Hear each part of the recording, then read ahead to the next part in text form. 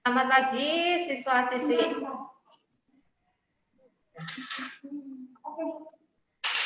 Selamat pagi siswa-siswi SMA Regina Pacis, baik yang kelas 10 maupun kelas 11. Selamat pagi juga untuk Profesor Dr. Insinyur Ricardus Eko Indrajit, MSc MBA, dan mungkin juga Bapak Ibu guru dan suster yang menyaksikan kegiatan motivasi siswa dengan tema menggapai impian mengejar cita-cita. Sebelum kita mulai kegiatan kali ini, baik kalau kita akan memulai dengan doa pembuka yang akan dipimpin oleh Bapak Stephen Nugroho. Pada Pak Stephen dipersilakan. Terima kasih Bu Ria. Mari anak-anak kelas 10 dan kelas 11 kita awali kegiatan pagi hari ini dengan berdoa. Dalam nama Bapa dan Putra dan Roh Kudus. Amin. Putra dan Roh Kudus, puji dan syukur kami panjatkan kepadamu karena pada hari ini kami boleh bertemu meskipun lewat daring dalam kegiatan motivasi pada pagi hari ini. Bapa, bimbinglah kegiatan pagi ini dari awal, pertengahan hingga akhir. Turunkan Roh Kudus pula kepada Prof. Eko Indrajit yang akan memberi materi pada motivasi hari ini dengan tema menggapai impian mengejar cita-cita. Semoga apa yang akan kami impikan, apa yang akan kami cita-citakan sesuai dengan kehendak-Mu. Akhirnya semua doa, harapan, dan syukur kami panjatkan kepadamu dengan perantaraan Tuhan kami, Yesus Kristus. Bapa kami yang ada di surga, namamu, datanglah kerajaanmu, jadilah kehendak-Mu, di atas bumi seperti di dalam surga. Berilah kami rezeki pada hari ini, dan ampunilah kesalahan kami, seperti kami pun mengampuni yang bersalah kepada kami.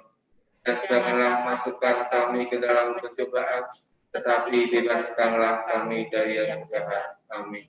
Dalam nama Bapa dan Putra dan Roh Kudus. Amin. Terima kasih Bapak Stephen. Berikutnya, anak-anak dan Bapak Ibu serta suster, saya akan memperkenalkan dulu narasumber kita pada pagi hari ini.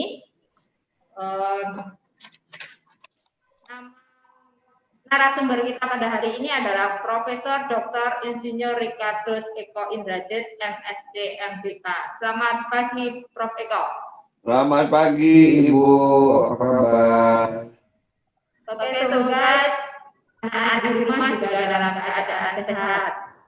Oke, Bapak Eko Indrajit ini merupakan pakar teknologi yang cukup berbakat. Tak hanya sebagai pakar, dia juga menjadi narasumber dari berbagai seminar.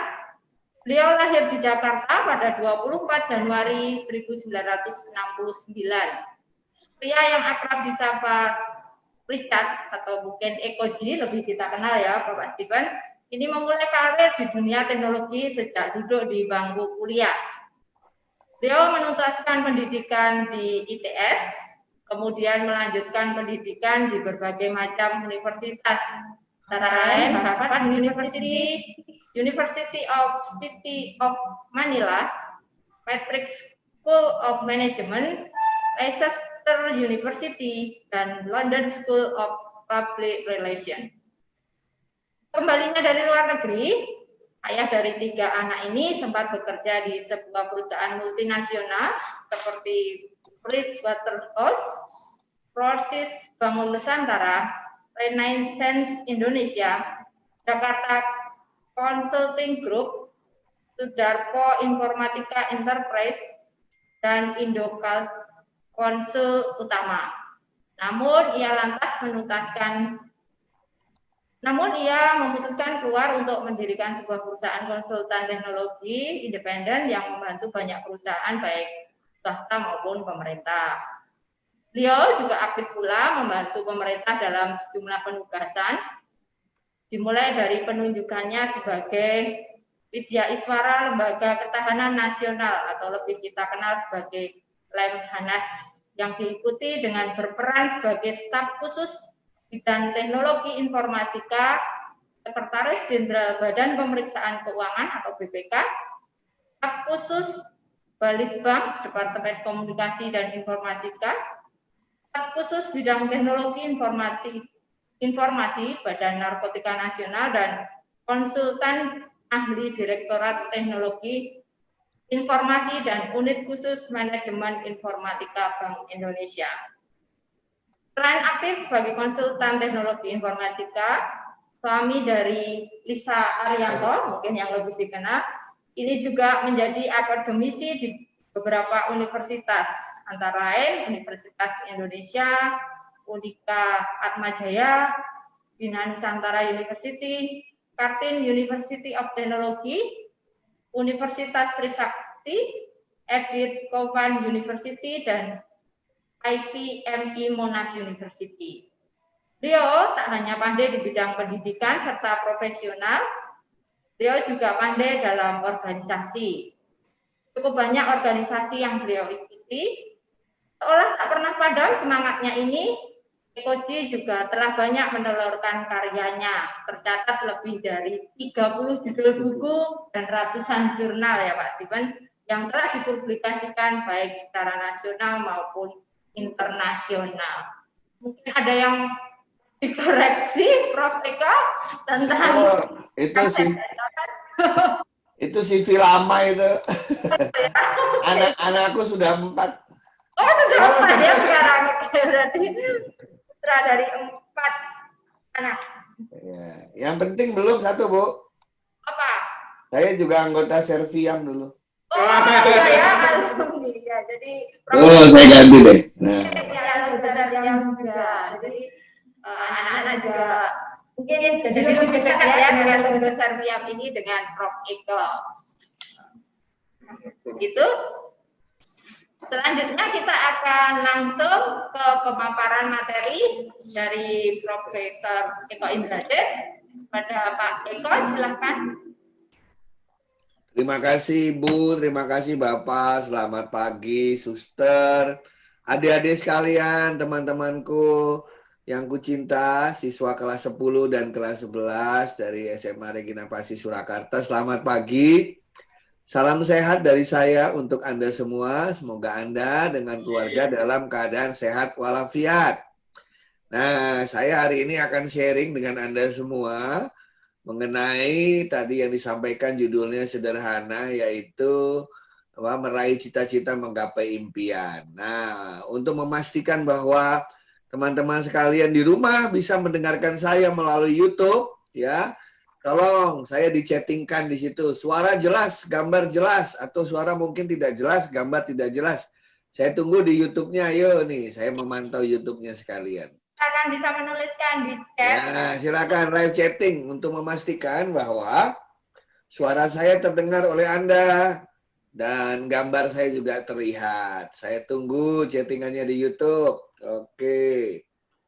Nah, supaya saya tahu apakah adik-adik semua bisa mendengarkan saya. Tercatat di YouTube sudah 290 anak yang watching. Ya, 29 angka jempol, 4 jempolnya turun. Belum mulai jempolnya udah turun.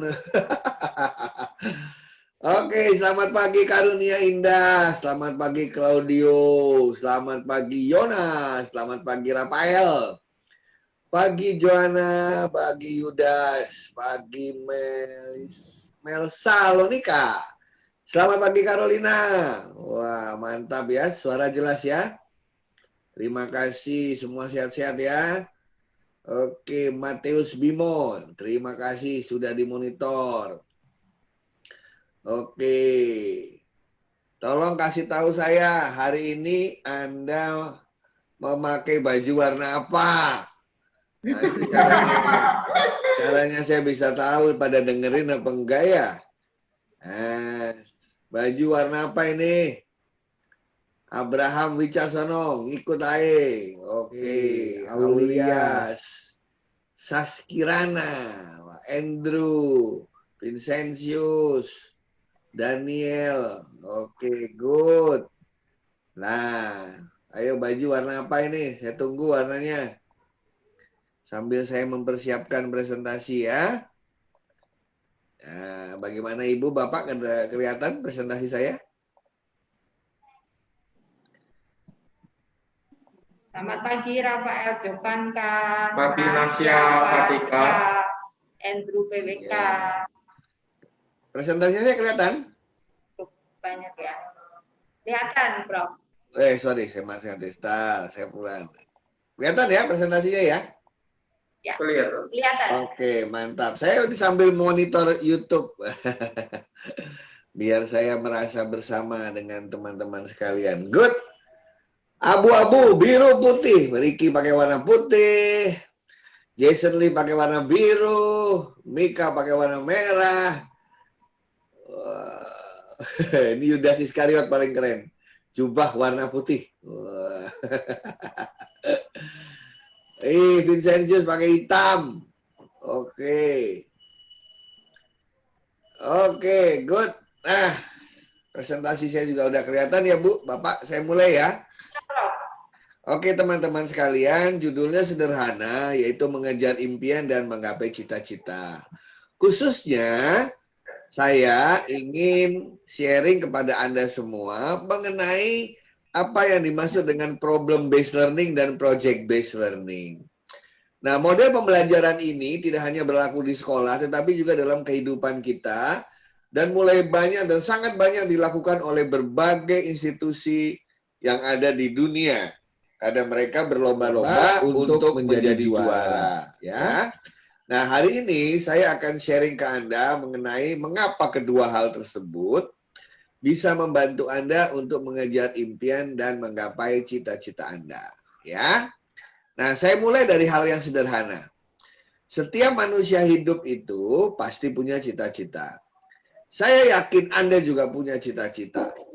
Tolong saya di-chattingkan sekarang, cita-cita Anda apa dan kenapa Anda memilih cita-cita itu? Silakan, dalam satu kalimat, saya tunggu. Apakah cita-cita Anda dan kenapa Anda punya cita-cita itu? Nah, ayo. Saya ingin tahu jawaban dari Anda. Agar saya bisa lebih banyak mengenal Anda semua. Ya, apakah cita-cita Anda dan kenapa Anda punya cita-cita seperti itu? Saya tunggu chattingannya di YouTube. Wah. Saya sabar menunggu 341 orang. Oke, dimulai jadi Vanessa, jadi orang kaya. Oke, itu cita-citanya. Kenapanya belum? Kenapa pengen jadi orang kaya? Nah, saya ingin jadi orang sukses. Ya, kenapa? Jadi sukses biar bisa berguna bagi banyak orang. Terima kasih Natael. Saya ingin membantu orang lain jadi dokter. Nah, Ratu Ria pengen jadi dokter karena ingin membantu orang lain. Ya, Rafael Jovanka juga pengen jadi dokter karena pengen bantu orang. Ya, apalagi Nerjo ingin menjadi sukses biar ada tujuan untuk hidup. Oke, banyak duit biar bisa bikin bandara. Mantap Joshua. Ini Montigo Theo nih, pengen jadi Menteri Riset dan Teknologi. Supaya Indonesia risetnya maju dan bisa melihat teknologi hebat. Montigo Theo. Kemudian Theophilus, apapun yang Tuhan kehendaki, saya menjadi supaya hidupku benar-benar berguna. Wah, ini siap-siap jadi Romo ini ya. Ya, kalau Jane Felicia ingin jadi desainer fashion. Karena pengen lihat orang-orang lebih pede dengan penampilan. Mantap Jane, keren. Ricky pengen jadi orang sukses supaya bisa membantu orang. Hugo masih hadir, masih absen.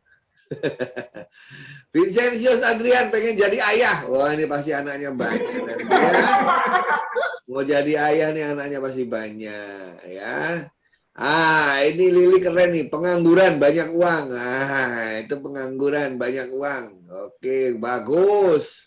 Agak sulit ya cari pengangguran banyak uang ya. Pak Yudas ingin kerja di pertambangan, pelayaran. Oke.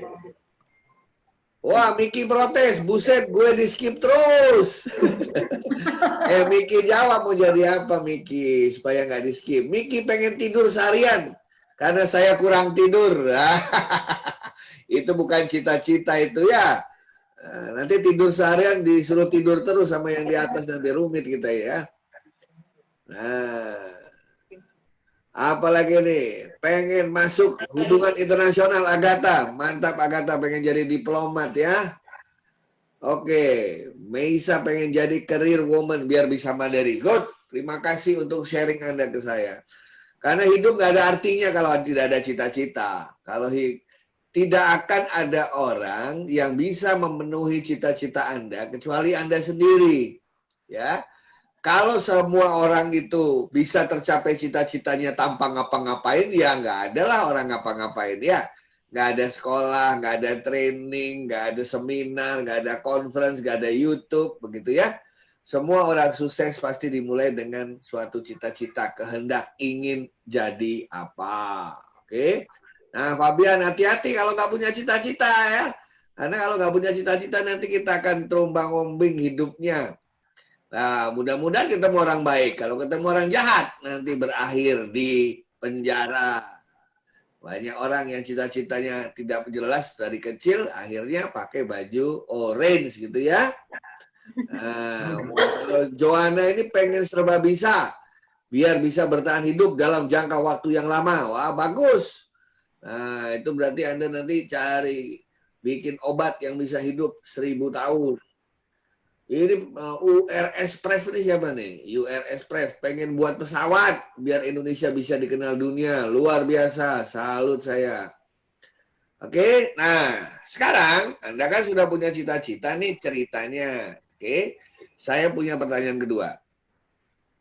Ya, tadi ada yang pengen jadi fashion designer, pengen jadi menteri teknologi, pengen bisa bikin pesawat, pengen bisa jadi dokter, ya, pengen bisa jadi Romo, pengen kaya, gitu kan? Nah, pertanyaan saya sederhana. Emang kalau Anda pengen-pengen itu, profesi yang Anda inginkan itu harus mahir dalam hal apa aja?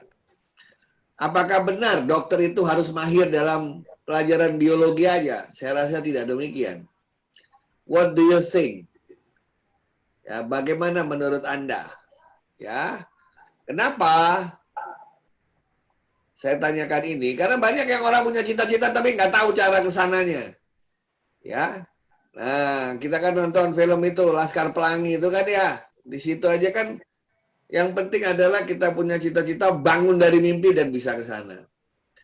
Karena orang-orang yang sukses startup itu, saya kenal banyak karena kebanyakan adalah mahasiswa saya. Itu saya tahu persis bahwa dari SMP, SMA, mereka sudah punya cita-cita besar. Maka sukses mendirikan Tokopedia, Bukalapak, Halodoc, ya, dan lain sebagainya.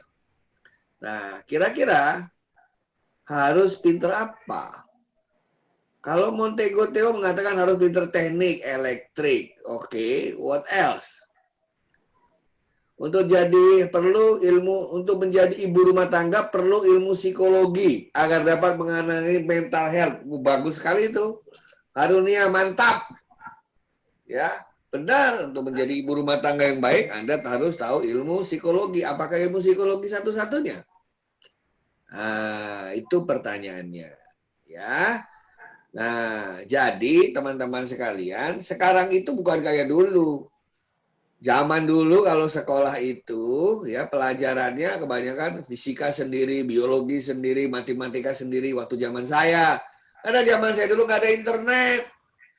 Zaman saya nggak ada internet, buku nggak banyak. Jadi kita belajar dari guru-guru yang satu jago fisika, satu jago biologi, satu jago matematika. Tapi belakangan ini zaman berubah. Ya, zaman berubah. Saya mau tanya sesuatu sekarang. Kalau Anda ingin menjadi ahli pertambangan yang bisa tahu ada di mana minyak di bawah bumi ini. Karena sekarang negara-negara besar adalah yang bisa menguasai minyak dan gas bumi. Kira-kira ilmu apa yang Anda harus jago? Kalau saya mau tanya, IPA apa IPS? Ya, kalau Anda ingin tahu di mana di bawah bumi ini ada minyak bumi, ilmu apa yang harus Anda kuasai? Silakan menjawab, karena semua yang dichattingkan ini kan terekam nih. Nanti akan ada hadiah khusus yang jawabannya keren-keren. Siapin ya Bapak Ibu ya, saya siapin nih dari sini nanti. Oke, siap. Nah ya, tolong catat yang jawabannya bagus-bagus, dipilih nanti 5 orang. Saya kasih hadiah nanti. Oke, jadi anak-anak ada 5 hadiah. Hanya 5 hadiah ya. Ayo, ilmu hitam. Wah. Nah, itu Joanna C itu geologi, IPA. Joshua geografi. Nah, IPA dan IPS bagus. Nah, kalau saya tanya, geologi itu IPA atau IPS ya, Bu ya? Geologi IPA, Prof ya. IPA. Kalau geografi itu apa? IPS. Nah, berarti udah nggak dikenal lagi IPA sama IPS zaman sekarang. Di dalam dunia pencari perminyakan itu, kalau masih ingat nggak, minyak itu asalnya dari mana? Bapak Ibu masih ingat nggak dulu waktu diajarin gurunya? Minyak dari batu bara. Batu bara. Ya, ya itu dari mana? Fosil kan itu? Fosil. Ya. Fosil apa sekarang? Fosil dari apa? Fosil manusia, fosil hewan? Dua-duanya mungkin ya, Prof. Itu dari fosil dinosaurus, T-Rex, dan teman-temannya. Nah, fosil-fosil hewan purba itu. Makanya dikatakan minyak itu akan habis. Nah, hewan purbanya udah habis kok. Nah, pertanyaan berikutnya. Untuk tahu hewan purba matinya di mana, belajar apa? Geologi, geografi, atau sejarah? Sejarah mungkin ya. Nah, sejarah. Terus hitung-hitungannya di bumi ada di lokasi mana, kita belajar apa? Geografi, betul ya? Geografi. Nah, terus nanti ngambil minyaknya pakai bor, belajar apa? Fisika. Nah, semua masuk, nggak ada lagi. Namanya ilmu, lintas ilmu. Terus waktu mau ngebor, beli bornya, minta butuh apa? Untuk beli bornya butuh uang. Minta uangnya sama orang mana? Ekonomi, hitung-hitungannya. Dia baru mau ngasih uang, asal jelas manfaatnya apa. Akuntansi masuk di situ, ya nggak? Nah, terus ilmu supaya yang punya uang mau ngasih uang untuk ngebor, ilmu apa? Nah, jadi ilmu sekarang tidak bisa dikotak-kotakan lagi. Ilmu psikologi, komunikasi, geografi, matematika, semua jadi satu. Nah, banyak anak-anak yang tidak mengerti bahwa kalau mau jadi menteri teknologi harus tahunya teknologi saja. Banyak menteri teknologi gagal karena nggak belajar ekonomi, uangnya nggak dapet, nggak tahu cara bagaimana mengembangkan teknologinya, nggak tahu caranya supaya sustainable dan lain sebagainya. Jadi ilmu sekarang itu tidak seperti dulu terkotak-kotak, tetapi ilmu sekarang saling berhubungan satu dengan lainnya. Nah, itu udah dijawab tuh. Theophilus mengatakan ilmu manajemen penting, betul. Felicitas mengatakan ilmu akuntansi, betul. Miki bilang butuh modal. Lah iya, butuh modal kan ngomong ilmu bisnis di situ. Ya. Nah, jadi teman-teman sekalian, semua ilmu itu harus jadi satu. Bahkan katanya udah kerja keras tapi nggak berhasil, kurang satu ilmu, Bapak Ibu. Apa itu? Doa ya. Doa itu ilmu apa ya? Agama mungkin ya, Prof ya. Ya, Bu ya. Hah? Agama mungkin. Berdoa ilmu agama itu ya. Sombong, lupa sama Tuhan. Nah, Pak mau tanya, apakah sekolah menentukan kesuksesan kita di masa depan? Nah, ini penting ini, ya. Pertanyaan saya, apakah sekolah menentukan kita di masa depan apa tidak? Begini, ya. Pendidikan di Indonesia itu ada 3 jenis. Formal, informal, sama non-formal. Betul ya? Nah, saya mau tanya, sekolah itu pendidikan formal, informal, atau non-formal? Formal. Formal. Apa bedanya pendidikan formal dengan non-formal atau informal? Nah, tadi ada yang tanya tuh, sekolah itu sukses apa tidak? Begini, pendidikan formal itu dikatakan formal karena tujuannya jelas. Tujuannya jelas sehingga mereka membuat kurikulum. Mereka membuat strategi pembelajaran. Itu namanya sekolah. Ada tujuannya, ada kurikulumnya. Nah, tapi kalau pendidikan non formal, pendidikan informal misalnya di rumah itu kan, di rumah kita juga belajar, iya. Tetapi tujuannya tidak ditetapkan kapan harus tercapai. Bisa bayangin nggak waktu kita SD dulu, kalau bapak ibu kita bangunin pagi-pagi, terus bapak ibu kita nanya, halo Theo, halo Agatha, selamat pagi. Nathaniel, selamat pagi. Rizka, hari ini mau sekolah apa enggak terserah. Kira-kira apa yang dilakukan anak SD, Bu? Kalau dikasih pilihan, nggak mau sekolah. Terus gitu tiap hari, tiba-tiba usianya udah 17 tahun. Apa yang didapatkan? Ya nggak ada, tergantung masing-masing individu. Mereka yang senang belajar-belajar, mereka yang senang tidur-tidur, mereka yang senang main-main. Tidak ada targetnya. Nah, kita belajar di sekolah, kita belajar di tempat pelatihan, kita belajar di seminar, kita belajar di konferensi, karena ada tujuan akhirnya. Sehingga dibuat bahan-bahan supaya tujuan akhir tercapai. Itu namanya sekolah. Tapi kalau tidak sekolah, tapi melalui perjalanan hidup biasa, tergantung dari masing individunya. Individunya yang lebih senang males-malesan, tidak ada targetnya, tidak menghasilkan apa-apa. Nah, manusia itu cenderung malas, katanya satu teori mengatakan. Jadi kalau nggak ada target yang dicapai, dia santai-santai aja. Tiba-tiba kaget. Apa? Usianya sudah dewasa, belum bisa apa-apa, kalah bersaing dengan yang lain, mau dapat kerjaan sulit dan lain sebagainya. Itu bedanya kita lewat sekolah atau kampus dengan tidak lewat sekolah atau kampus. Teman-teman sekalian, orang-orang yang sukses yang tapi tidak sekolah dan zaman dulu itu bukan kebanyakan karena memang sistem pendidikannya, tetapi karena dia dilanda kesulitan ekonomi.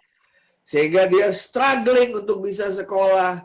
Dia cari uang sulit untuk makan tiap hari. Kalau ada sisa, baru dia sekolah. Nah, Anda semua ini orang-orang yang beruntung. Ya, memiliki orang tua yang cinta pada Anda semua, sehingga menyisihkan uangnya untuk Anda bisa menjadi orang hebat, untuk Anda menjadi orang sekolahan. Istri saya juga nanya, Bu. Istri saya dulu waktu menikah dengan saya, itu D3 dulu, Bu. Ya. Saya suruh sekolah lagi S1. Habis itu saya suruh sekolah lagi S2. Protes dia waktu saya suruh sekolah. Lah, saya kan cuma jadi ibu rumah tangga dan jadi penyanyi. Kok disuruh sekolah S1, S2? Tadi ada yang jawab tuh hebat sekali ingin jadi rumah tangga. Dia katakan apa? Saya harus jago psikologi supaya bisa mendidik anak-anak saya. Ya betul itu. Ya, bukan masalah S1, S2-nya saya katakan kepada istri saya. Tetapi kita akan membesarkan anak-anak yang nanti harus jadi orang hebat. Nah, dalam perjalanannya dia akan tanya bapak ibunya, ini apa, itu apa, ini apa, itu apa. Mereka yang bersekolah cenderung memiliki pemikiran yang luas, memiliki cara berpikir yang runtut, memiliki logika yang hebat, memiliki kedewasaan dalam berpikir. Itu yang saya butuhkan dari istri saya dalam mendidik anak-anak saya dan anaknya dia. Nah, kalau nggak sekolah, waktunya lebih lama dibandingkan kalau sekolah. Nah, sekolah itu kan cuma SD 12 tahun, SD, SMP, SMA, habis itu kuliah 4 tahun. Tapi kalau nggak sekolah, lebih lama membutuhkan waktu untuk menguasai apa yang kita butuhkan. Ya. Nah, itu teman-teman sekalian ya. Nah, oke.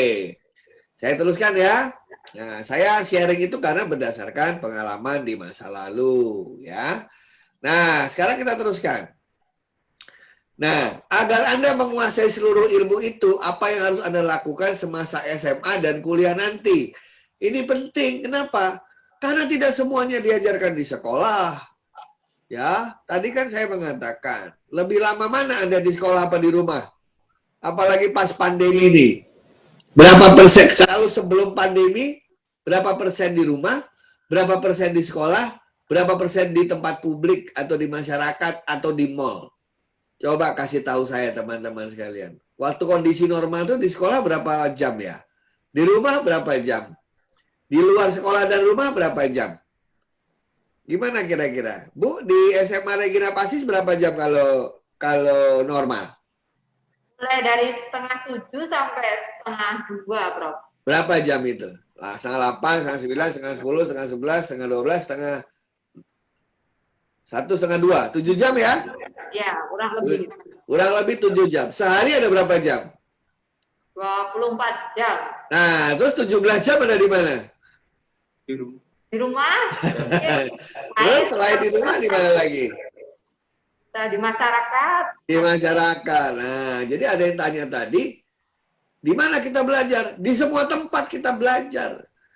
Belajar di sekolah, belajar di rumah, belajar di masyarakat, belajar di mall, belajar di gereja, belajar di rumah teman. Semua tempat itu adalah tempat untuk belajar. Nah, saya dulu begitu di sekolah, pas sekolah, pulang sekolah saya main, habis itu main band, habis itu main band malamnya belajar lagi di rumah, ya semua saya lakukan, yang penting saya enjoy, gitu. Mongo Theo udah nanya nih, nggak sabar. Prof, katanya, kan disebutkan bahwa akan lebih baik bila belajar banyak. Sehingga di dunia nyata kita dapat survive karena tahu banyak hal. Ya, banyak itu bukan dalam konteks kuantitas. Ya, banyak itu dalam konteks kualitas. Nanti akan saya jelaskan ya, Theo. Sabar sedikit. Di belakang apa yang seharusnya kita pelajari, terutama nanti waktu Theo dan teman-teman masuk ke dalam dunia abad ke-21 yang berbeda. Ya, ini Theo pertanyaannya bagus nih, hebat. Ya, Theo dapat hadiah, Bu. Catat. Oke. Ya, Theo ya, yang pertama dapat hadiah ya. Monty itu. Monty ya. Ya. Maaf ya. Iya. Mongo Theo ini Monty apa namanya? Monty nama lengkapnya. Monty. Ya, Monty ini bilang nih, tidak jarang di beberapa seminar motivasi dibilang, jadilah nomor 1 di bidang ilmu yang Anda lakukan. Begini, kalau saya mengatakannya dengan hal yang berbeda. Ya, kuasailah yang kamu sukai. Nah, kenapa? Karena Tuhan menciptakan kita dengan talenta macam-macam. Apa yang Anda sukai, kuasailah sungguh-sungguh. Anda suka bermain musik, jangan setengah-setengah. Kuasailah sungguh-sungguh. Emang main musik nggak perlu matematika? Banyak orang salah. Matematika musik itu ada. Ayah mertua saya kan seniman. Ada matematika musik sehingga musik itu enak didengar. Kenapa? Enak didengar itu berhubungan dengan frekuensi. Frekuensi itu sama dengan fisika, benar nggak, Bu? Ya, Prof. Nah, tapi keindahan ngelihatnya adalah di seni. Kita masuk seni juga. Jika Anda suka olahraga, kuasai olahraga dengan sehebat-hebatnya. Bukan cuma senang main basketnya atau senang main sepak bola, tapi berpikir bagaimana caranya saya bisa main basket full 48 menit, 12 kali 4 misalnya ya, tanpa harus terengah-engah dan stamina sama. Di situ belajar apa? Belajar biologi, belajar oksigen masuk ke dalam tubuh. Di situ belajar makanan. Nanti Anda juga belajar matematika, kapan makannya, bagaimana dibakar itu oksigen dalam tubuh. Nah, kuasailah yang Anda sukai secara sungguh-sungguh. Anda suka mendesain fashion tadi, kuasai dengan sungguh-sungguh. Anda suka pengen jadi orang kaya, emang uang itu ditanam petik dari langit? Tidak, uang ditanam dengan cara investasi. Untuk menjadi orang kaya, Anda harus berdagang, Anda harus punya usaha, Anda harus jualan, Anda harus mengatur keuangan. Nah, kuasailah yang Anda sukai. Saya lebih senang menggunakan kata-kata itu. Karena nomor 1 bagi saya adalah relatif. Banyak yang tadi pengen jadi orang kaya ya, Bu ya? Ya, Prof. Saya mau tanya Ibu dan Bapak tercinta. Orang kaya itu apa sih? Oh. Orang kaya apa sih? Ayo coba saya tanya adik-adik sekalian, teman-teman. Orang kaya itu apa sih? Maksudnya banyak uang kali ya. Nah, atau saya balik, orang kaya itu apa? Orang miskin itu apa? Banyak orang bilang, orang kaya itu orang yang punya banyak uang, betul ya? Ya. Orang miskin orang yang nggak punya uang, betul ya? Ya. Kalau saya punya definisi yang beda, adik-adik sekalian, teman-teman sekalian. Bagi saya orang kaya, orang miskin itu adalah orang yang hidupnya tidak pernah merasa cukup. Itu orang miskin. Jadi koruptor di mata saya kaya atau miskin, Bu? Miskin. Miskin. Dia mau punya mobil Ferrari, mau punya rumah 10, tapi masih korupsi. Artinya dia merasa hidupnya tidak pernah cukup. Kesian orang itu, miskin. Koruptor itu di mata saya orang miskin. Karena dia tetap mencari uang yang tidak halal. Walaupun dia sudah punya semua. Karena dia merasa tidak pernah cukup. Itu orang miskin. Orang kaya itu apa, Bu? Orang yang selalu merasa cukup. Bersyukur. Ya. Orang kaya itu orang yang bisa ngasih sesuatu dengan kondisi apa yang ada. Ya, betul ya? Ya. Gampang jadi orang kaya.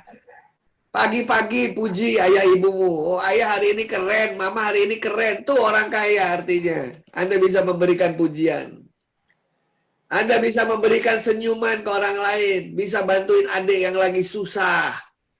Bisa bantuin beresin kamar, membantu pembantu kita di rumah tangga. Itu orang kaya. Karena dia bisa memberikan apapun yang dia punya. Masih ingat cerita seorang janda di kitab suci ya, Bu ya?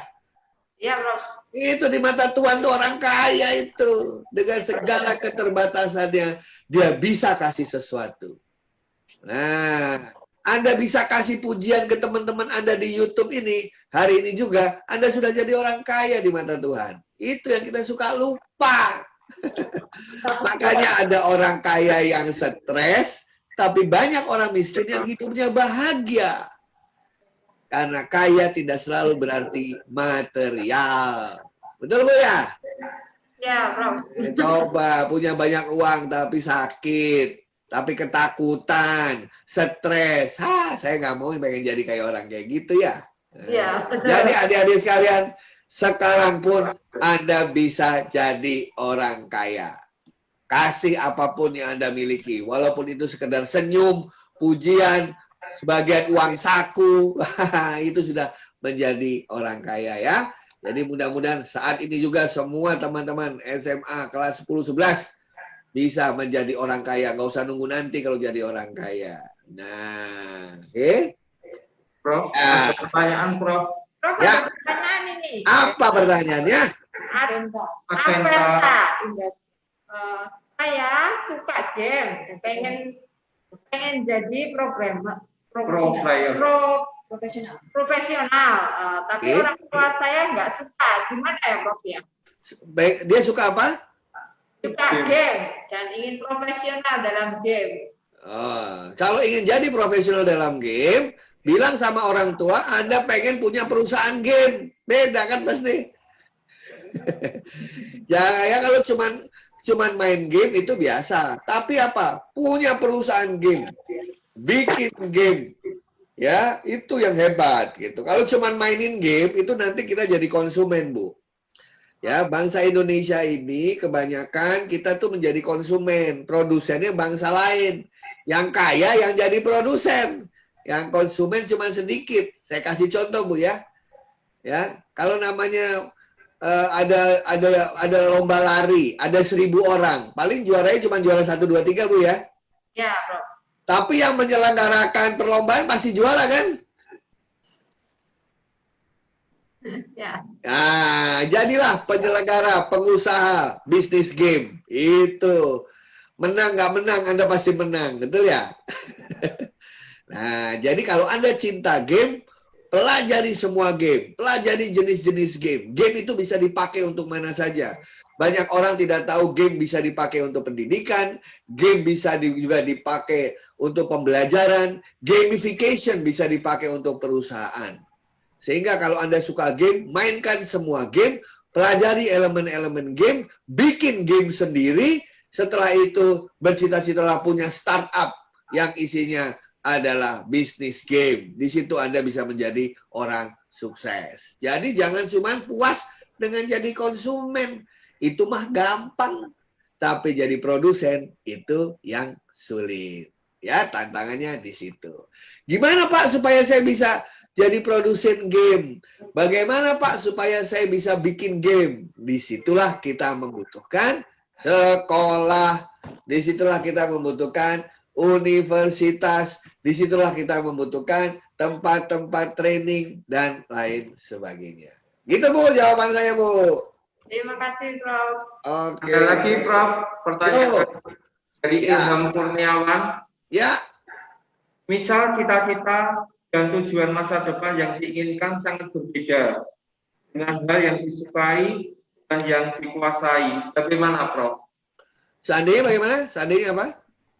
Misal cita-cita dan tujuan masa depan yang diinginkan sangat berbeda dengan Lah, hal yang disukai lah dan yang itu, dikuasai. Bagaimana ini, Prof? lah itu keinginannya dipaksa orang namanya. Saya kan kalau punya cita-cita pasti yang saya senengi lah Pak. Masa saya punya cita-cita yang saya nggak senengi? Nah, itu namanya cita-citanya disuruh orang tua kali ya. Atau disuruh pacar.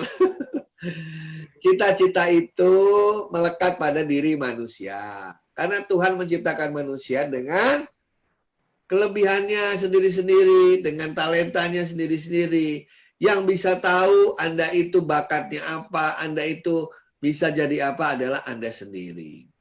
Nah, cita-cita dulu dengan sekarang beda, Pak. Sekarang itu mau jadi apa aja bisa. Karena seluruh dunia sudah menjadi satu.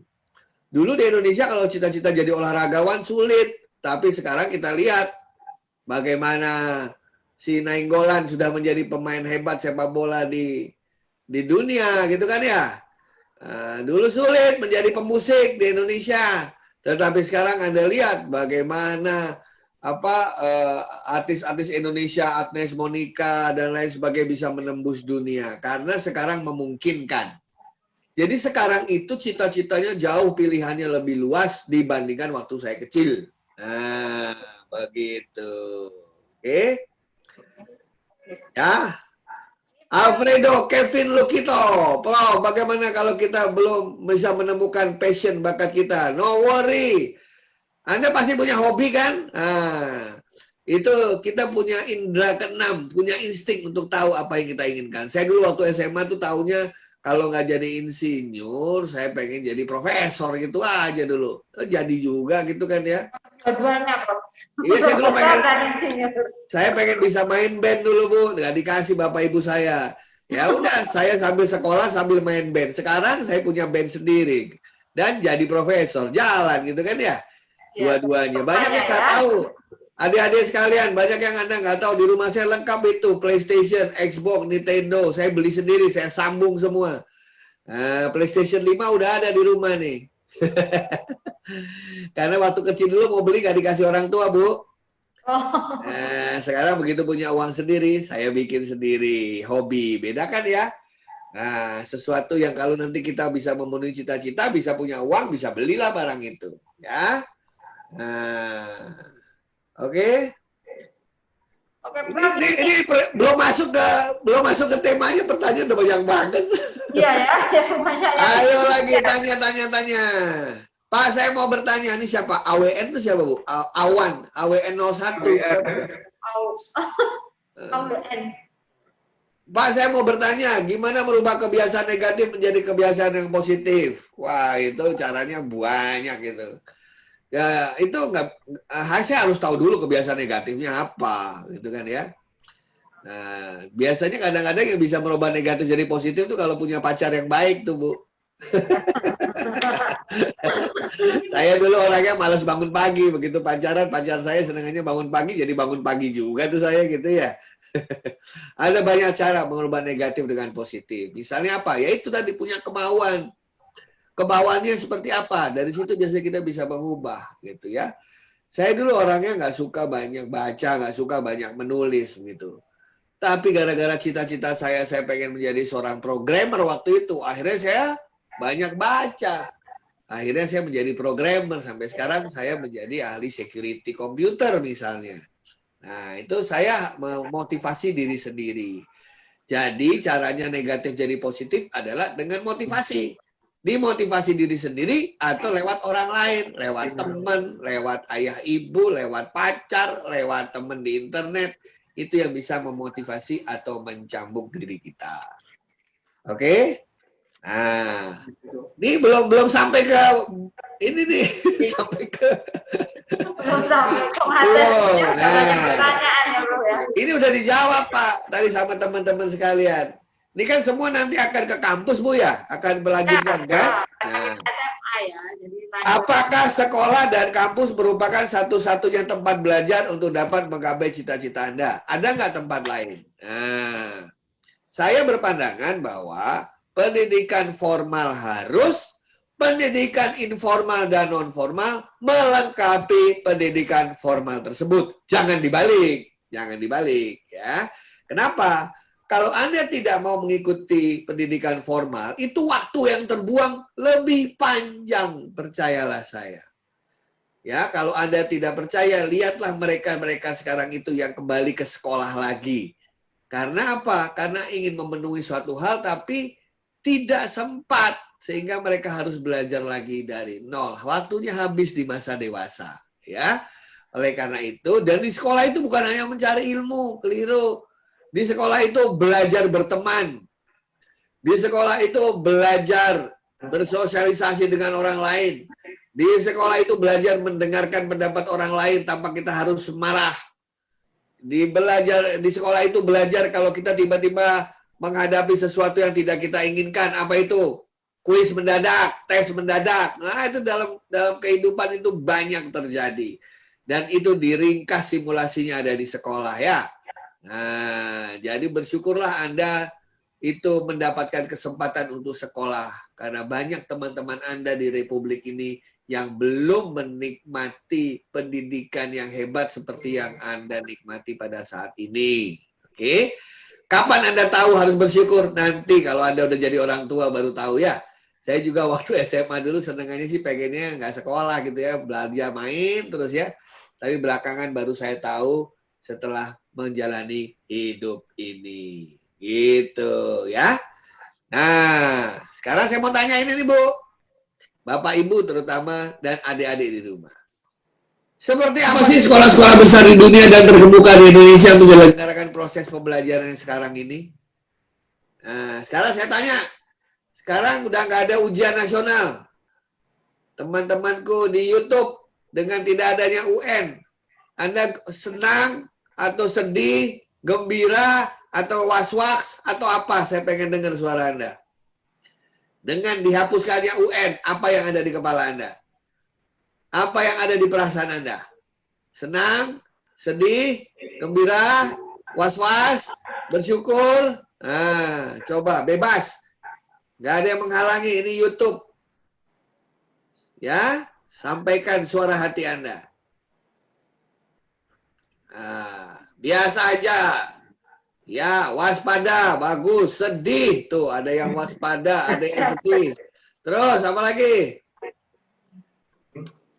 Waspada, sedih, biasa aja. Apa lagi? Sedih, senang. Tuh, namanya permen nano-nano tuh. Was-was, tapi biasa aja. Takut. Soalnya lebih simpel daripada UN dari US. UN lebih gampang dari US. Kaget, sedih dan senang. Happy, senang. Senang Pak, bisa cari duit banyak. Bagus. Mana C?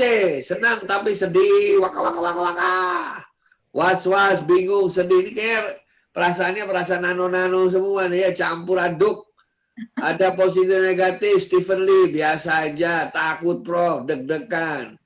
Nah pertanyaan saya, kalau saya mah mau ada UN, mau nggak ada UN, itu biasa aja. Kenapa? Karena hidup ini penuh dengan gejolak dinamika yang tidak bisa kita prediksi. Nanti menterinya ganti, ada UN lagi. Ganti menterinya, hilang lagi. Ada menterinya, ada lagi. Nah, kalau menghadapi itu, apa yang harus kita pikirkan? Artinya kita sebagai manusia harus siap, mau ada UN oke, mau nggak ada UN oke, mau UN-nya 5 kali lipat susahnya oke, mau US jadi UN juga oke. Nah, ilmu itu yang dibutuhkan oleh orang yang mau survive. Dalam kondisi apapun dia bisa beradaptasi. Itu orang yang hebat. Kenapa? Ya dinosaurus tuh badannya besar tapi nggak bisa beradaptasi tuh. Itu kan ya, T-Rex kurang apa? Dia bisa nyikat semua orang.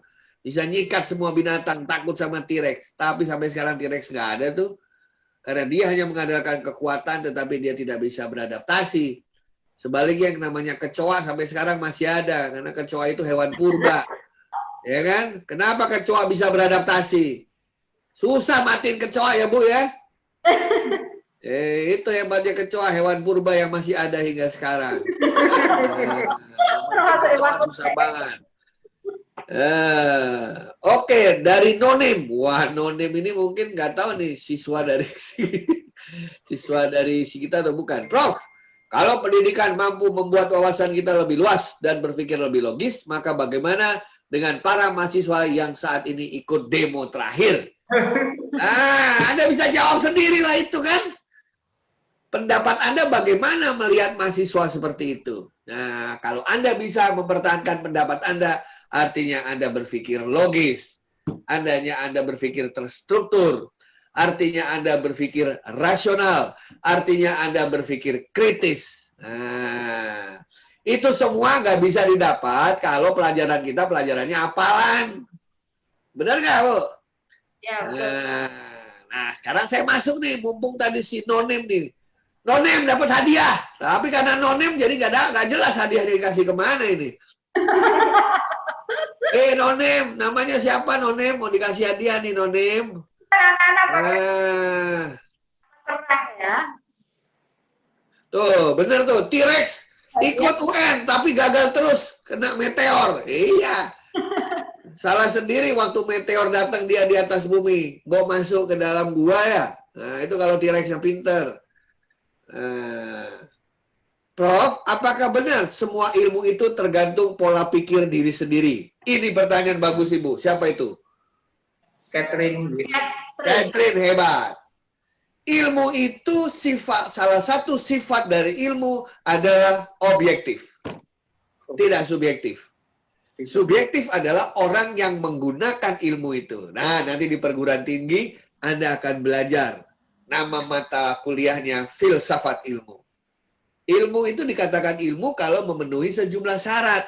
Salah satu syaratnya objektif. Nah, jadi kalau subjektif nanti matematika 3 tambah 2, 9. Benar. 3 tambah 7, 30. Benar. Nah, itu namanya ilmu subjektif itu. Ilmu itu objektif. Tetapi yang mau menggunakannya akan memiliki unsur kesubjektifan. Tapi ilmu sendiri dikatakan ilmu itu pasti objektif. Jadi kalau Anda tanya misalnya ilmu hitam, itu benar nggak ada ilmu hitam? Nah, itu harus ada keobjektifannya. Kalau ternyata tidak, berarti bukan ilmu itu. Itu secara filsafat dikatakan bukan ilmu. Ilmu ada sejumlah syarat untuk bisa dianggap itu sebagai sebuah ilmu. Ya. Oke, siapa lagi? Jeremy. Jeremy mengatakan jawabannya, yang ikut demo tapi tidak mengerti apa yang mereka demo, palingan mereka itu cuma provokator yang sukanya koar-koar ngajak yang lain gratisan sendiri dan lain sebagainya. That is critical thinking, Jeremy.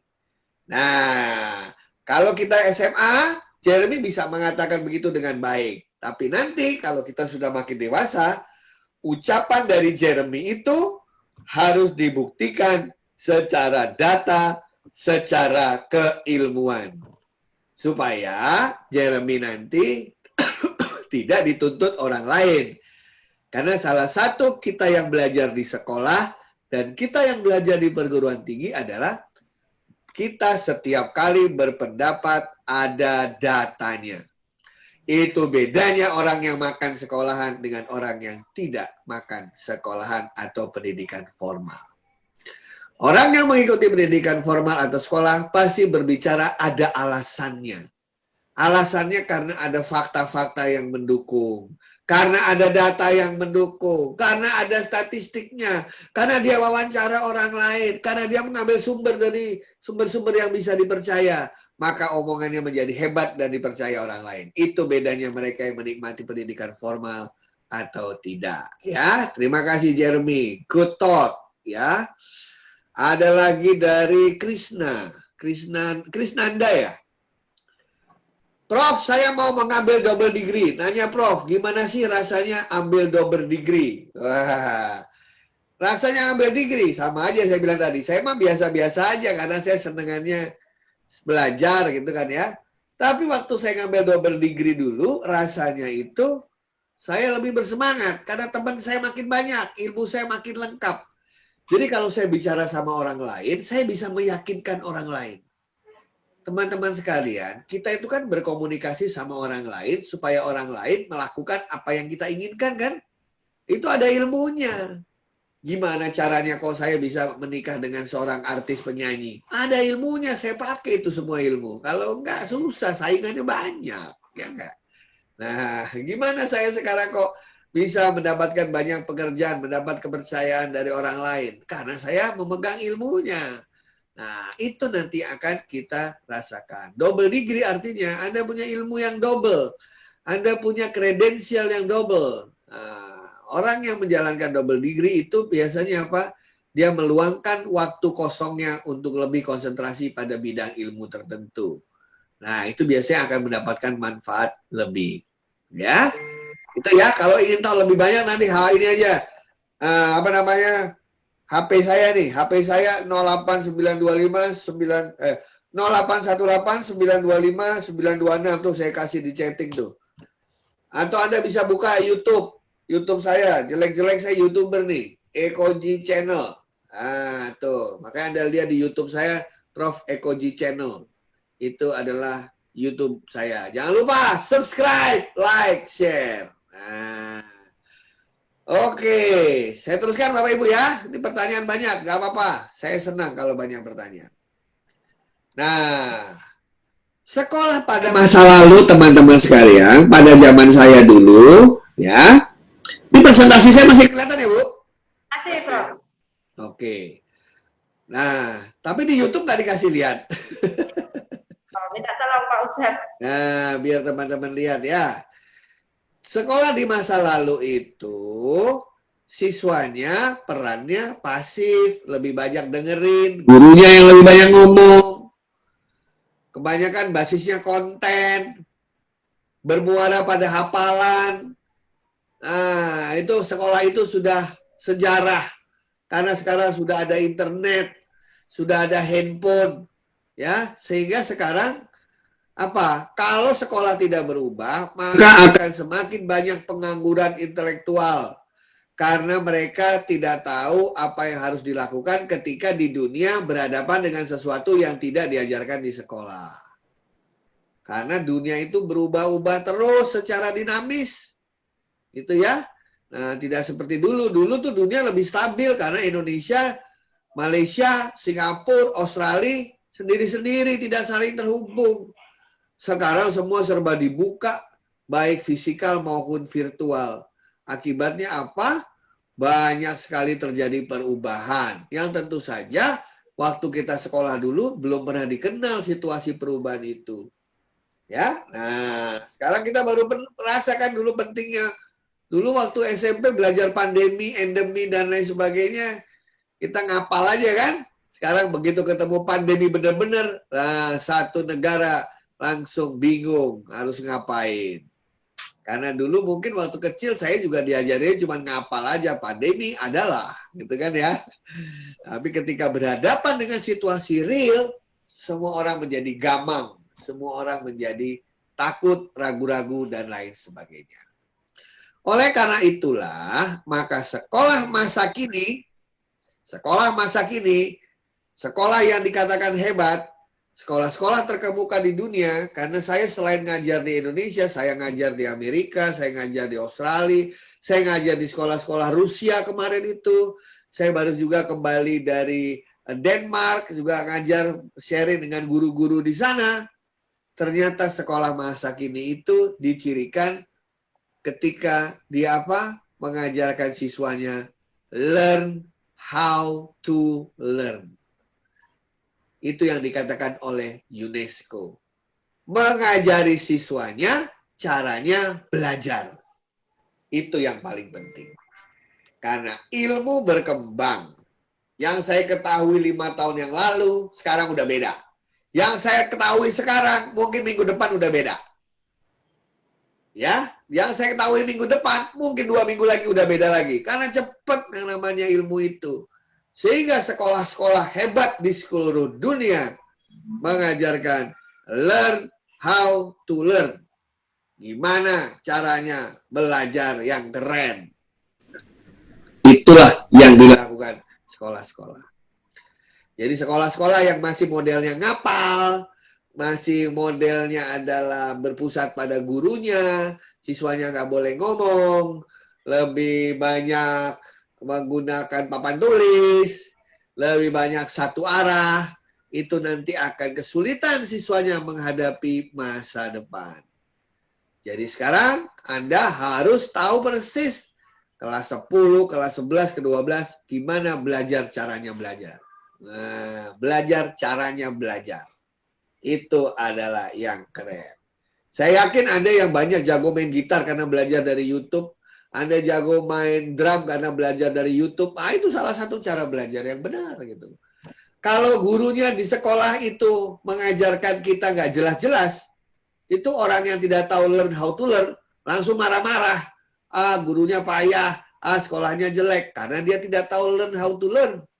Kalau dia tahu learn how to learn, guru kita menjelaskan nggak jelas, saya tidak nyerah. Saya buka di YouTube. Di YouTube menemukan guru yang lebih jelas, saya belajar dari situ. Kemudian saya ajarkan teman-teman yang lain dengan cara saya. Nah, itu namanya learn how to learn. Kita tidak menyerah. Ya, teman-teman sekalian ya. Nah, ini yang paling penting, halaman ini nih. Halaman ini adalah halaman paling penting. Ibu, bisa tolong bacain, bantuin saya, Bu? Mengubah Yang paling kiri. Yang kotak kiri itu. Oke, mengubah paradigma dari kamu tahu apa menjadi kamu bisa apa. Nah, itu intinya. Kalau dulu, waktu masa lalu, kita ketemu orang, ketemu kampus, ketemu tempat kerja, itu dinanya, kamu tahu apa? Tahu ini, saya tahu ini, tahu apa. Sekarang nanyanya bukan itu. Kamu bisa apa? Kalau kita bilang tadi, saya bisa tidur seharian suntuk, Pak. Ya udah. Ya udah, orang lain aja next, dia bilang gitu. Pak, saya bisa membuat program. Pak, saya bisa membuat animasi. Pak, saya bisa mendesain baju.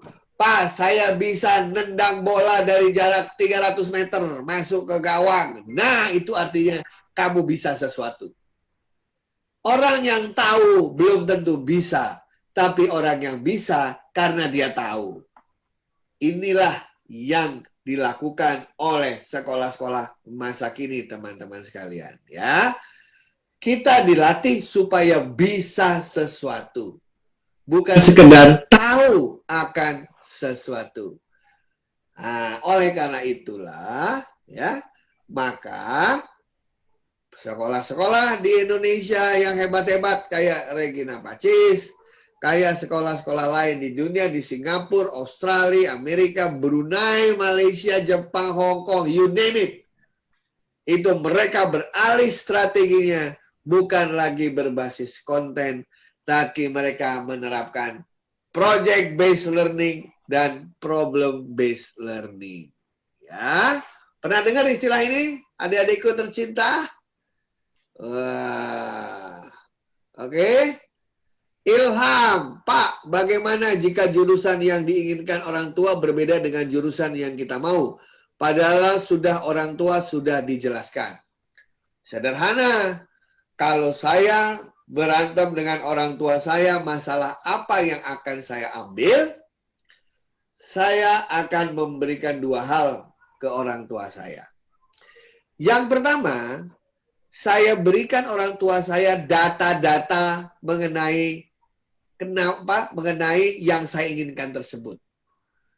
Ya, Anda tahu apa tidak? Ini saya buka rahasia nih. Pertama kali saya buka rahasia di YouTube ini.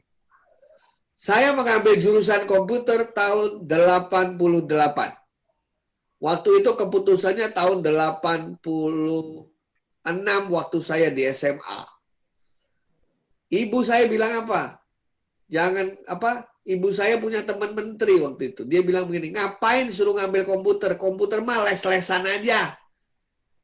Karena tahun 80-an, komputer tuh belum dikenal sebagai ilmu. Komputer itu baru dikenal sebagai les komputer, les ngetik komputer. Itu komputer zaman itu, Bu. Ya kan? Tapi saya tunjukkan dua hal kepada orang tua saya. Gini deh, kita ambil jalan tengah, saya bilang. Saya bawa tulisan-tulisan mengenai masa depan ada di komputer. Ada tuh dari majalah-majalah, dari koran Kompas, dari Intisari, saya guntingin. Saya kasih bapak ibu saya. Nah, tapi itu kan subjektif karena saya pengen kan. Yang kedua, saya minta apa?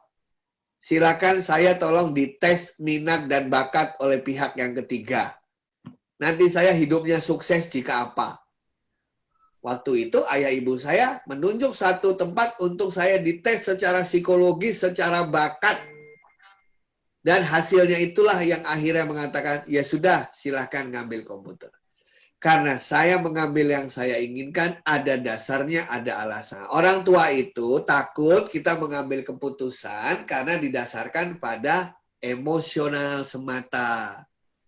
Karena berdasarkan terhadap hal-hal yang dianggap tidak rasional.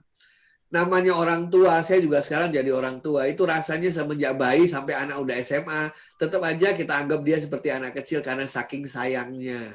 Itulah masalah kadang-kadang masalah orang tua. Ya, saya juga melihat, oh tiba-tiba anak saya udah SMA kelas 3. Tiba-tiba dia sudah punya keputusan apa yang dia sukai. Saya hargai yang dia sukai, tetapi saya lengkapi keyakinan saya itu dengan cara minat tes minat dan bakat tadi. Nah, supaya nanti tidak menyesal juga. Karena ada tren-tren yang ternyata tren itu cuma sebentar.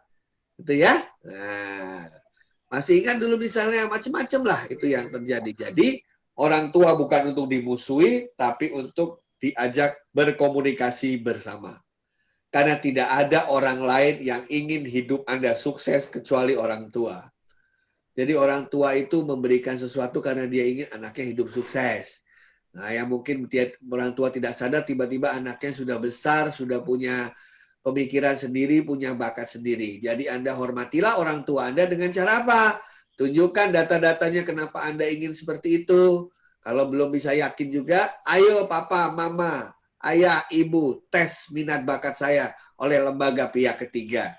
Agar saya juga yakin bahwa saya akan sukses kalau menjadi orang seperti yang saya inginkan. Itu ada ilmunya sendiri ya. Thank you.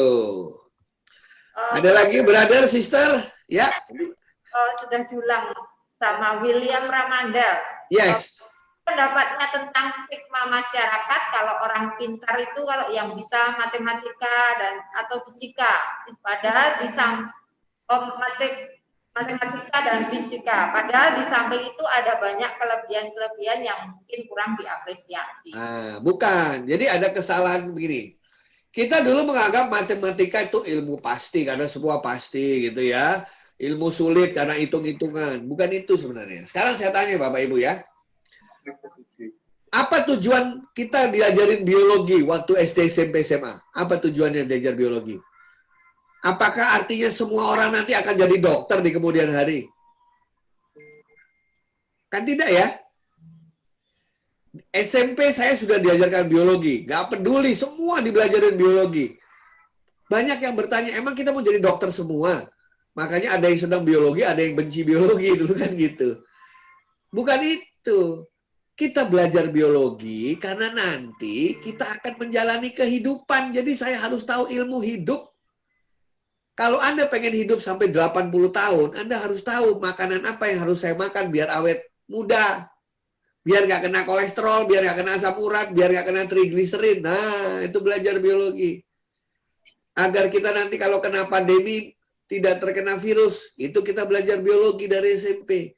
Jadi biologi itu adalah ilmu untuk menjalani hidup dari segi fisik kita dan lingkungan kita. Ilmu ekonomi apa? Ya ilmu ekonomi karena kita nanti akan menjalani keuangan rumah tangga. Jadi bukan saya ingin menjadi ahli ekonomi, tidak. Diajarkan di SMP karena nanti saya sebagai ayah harus mengatur pengeluaran dan pemasukan. Pemasukan untuk sekolah pengeluaran untuk sekolah anak-anak, pengeluaran untuk istri, pemasukannya dari saya bekerja. Makanya saya belajar ilmu ekonomi.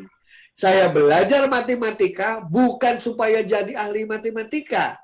Saya belajar matematika supaya memiliki kedisiplinan dalam berpikir. Kalau ada kurung buka, ada kurung tutup, sama dengan artinya sisi kiri dan sisi kanan itu identik. Dengan adanya matematika, saya berpikir logis.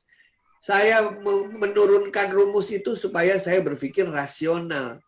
Jadi ilmu hidup itu adalah berpikir kritis, berpikir rasional, berpikir objektif, berpikirnya itu tidak terkotak-kotak, berpikirnya utuh. Nah, hal-hal itu bisa kita dapatkan dari mempelajari berbagai ilmu. Ingin berpikir utuh, belajar biologi, karena berarti itu kita menggunakan contoh sistem pencernaan, sistem peredaran darah. Satu aja bermasalah, tubuh kita menjadi bermasalah. Nah, belajar menurunkan rumus supaya kita belajar logika. Jika begini maka begini, kalau nggak begini ini nggak dapet. Nah, itu banyak sekolah-sekolah orang yang keliru. Karena kalau sudah bekerja nggak ditanya ada jurusan matematik, ada jurusan bisnis, tidak. Anda bisa tidak menjalankan perusahaan ini. Anda bisa tidak membuat produk ini. Anda bisa tidak mengatasi masalah ini. Anda bisa tidak kalau saya suruh menjual ini. Nah, itu tantangannya nanti. Mau pakai ilmu biologi, fisika, matematika, bahasa. Coba bayangin, semuanya jago tetapi nggak bisa berbahasa. Apa yang terjadi?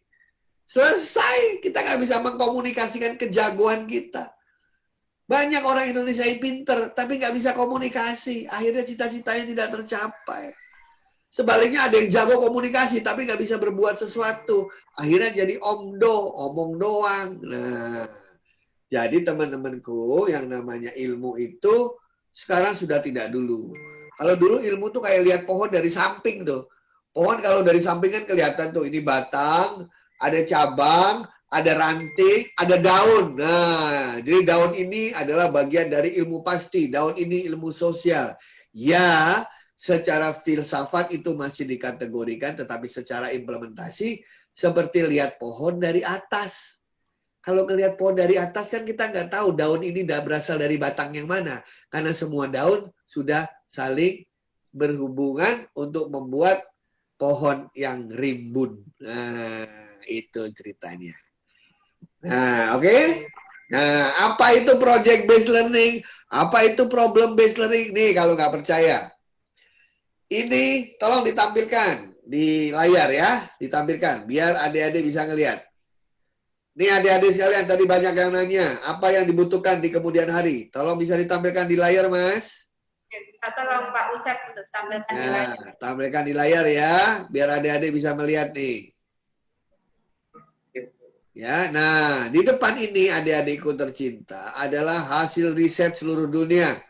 Kalau Anda ingin berhasil nanti ketika Anda selesai SMA, selesai kuliah, ini adalah ilmu abad ke-21 yang dibutuhkan. Ibu bisa bantu saya, Bu, sebelah kiri yang kayak pelangi itu apa tuh dari kiri itu? Pertama apa? Life and career skill. Bahasa Indonesianya apa itu? Life and career skill. Itu ilmu untuk menjalani hidup dan meniti karir, betul ya? Iya, Bro. Terus yang orange coba dibaca. Learning and innovation skill. Terdiri dari 4C. Apa itu 4C? Critical thinking, communication, collaboration, dan creativity. Oke. Kemudian yang ungu apa? Information, media, dan teknologi skill. Nah, makanya dikatakan, Ibu, kalau Anda lihat ini ya, saya kasih lihat satu lagi. Nah, ini yang dikatakan 21st century skill yang sekarang diterapkan di berbagai sekolah, bahkan di luar negeri dari TK, dari PAUD sudah ditanamkan ke anak-anaknya. Jadi kalau mau bersaing, ya kita bersaing dengan mereka seperti ini. Apa itu? Satu, berpikir kritis, berpikir critical thinking itu berpikir kreatif, outside the box. Kemudian kolaborasi, komunikasi, creativity. 4 hal ini yang akan bisa membuat Anda semua berhasil kalau nanti sudah masuk ke dunia pekerjaan. Trust me. Ya. Nah, Prof, tadi nomor HP berapa ya untuk konsultasi? Oh, Endro Lukito. Ya udah saya ulangi. 0818 925 926. Belum? Nah, itu ya, Bro. 0818 925 926. Ya. Nathanael, Prof, tapi bagaimana dengan jurusan-jurusan kuliah yang kebanyakan hanya memilih murid dari jurusan IPA, bukan dari kemampuan siswa? Sekarang itu yang namanya kampus banyak. Ada 4.600 kampus.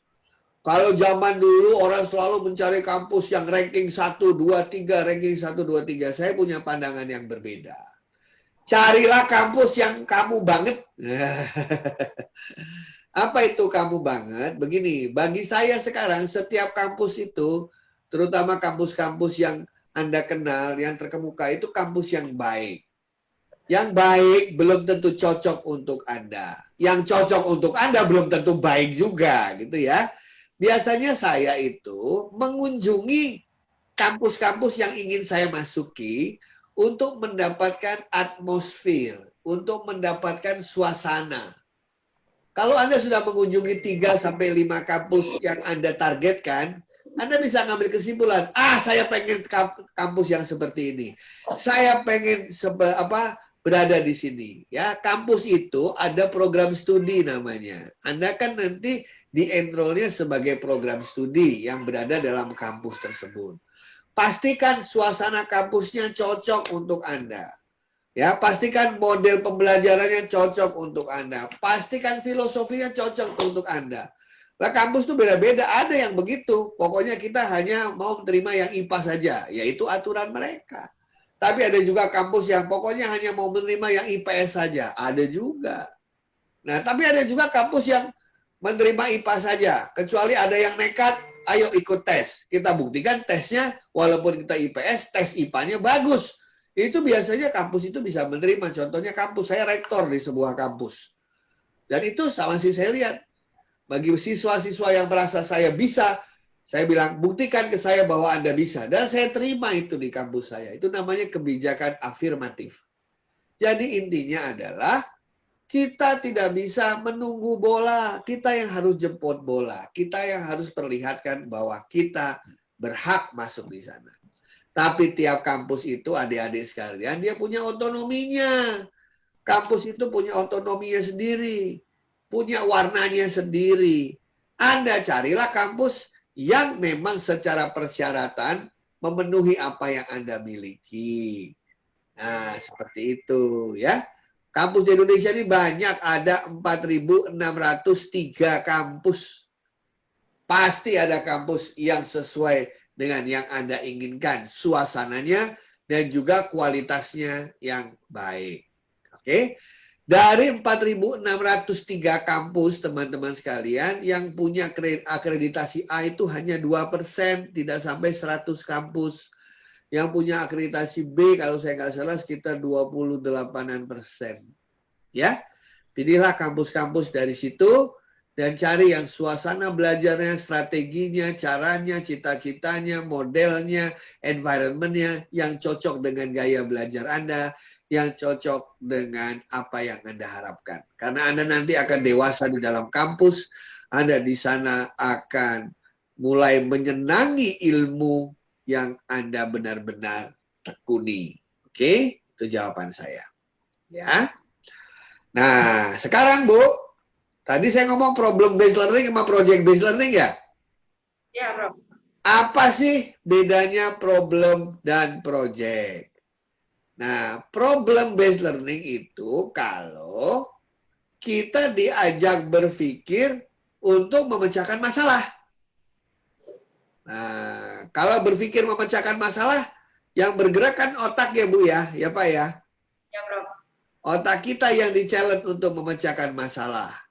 Sementara project based learning itu tujuannya membuat sesuatu yang terlihat. Membuat produk, membuat artefak, membuat sesuatu. Itu namanya project based learning. Kalau problem based learning memecahkan masalah, kalau project based learning membuat sesuatu. Oke?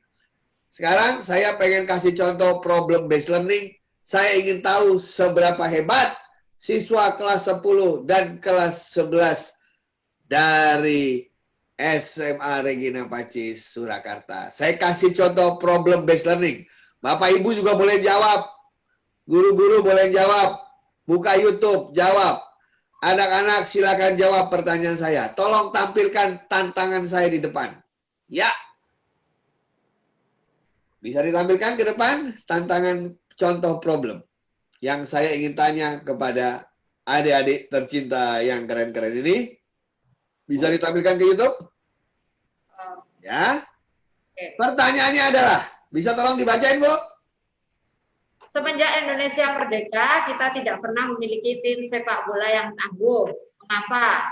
Bagaimana caranya agar Indonesia memiliki kesebelasan yang disegani dunia? Apa yang harus dilakukan oleh semua pihak? Ini masalah nasional ini, membuat kita sebel. Iya, udah 75 tahun gak pernah punya tim yang tangguh. Yang bisa juara, paling nggak masuk ke Piala Dunia. Ayo tolong dijawab teman-teman dari SMA Regina Pacis. Apa? Kenapa kita nggak pernah nyari 11 orang dari 270 juta lebih susahnya minta ampun. Coba kenapa kalau saya pengen tahu. Gimana cara menyelesaikan masalah ini? Ini masalah bagi dunia olahraga di Indonesia. Perbaiki struktur dari kementerian hingga ke bawahnya. Itu kata sinonim, Bu. Oke. Kalau Anda itu alasannya, saya tanya lebih jauh, kenapa? Memang yang memilih tim sepak bola kementerian. Nah, ya Anda harus punya alasan. Ya, apa alasannya? Prof, bukannya dulu tim sepak bola Indonesia pernah masuk Piala Dunia. Itu zamannya dijajah Belanda. Itu masuk timnya pilihan Belanda itu atas nama Hindia Belanda dulu. Bukan atas nama Indonesia. Yang dulu kita kalah dengan Soviet kan? Nah, ayo. Nah, Nonem, intinya jadikan bidang olahraga sesuatu yang primer. Oke, saya terus tanya, primer itu maksudnya apa, Nonem? Maksudnya primer itu apa, Nonem? Nah, maksudnya primer apa? Oke. Sayangnya pemberdayaan atlet di Indonesia sangat kurang. Oke, Anda bilang sangat kurang. Saya mau lihat buktinya apa kurang itu.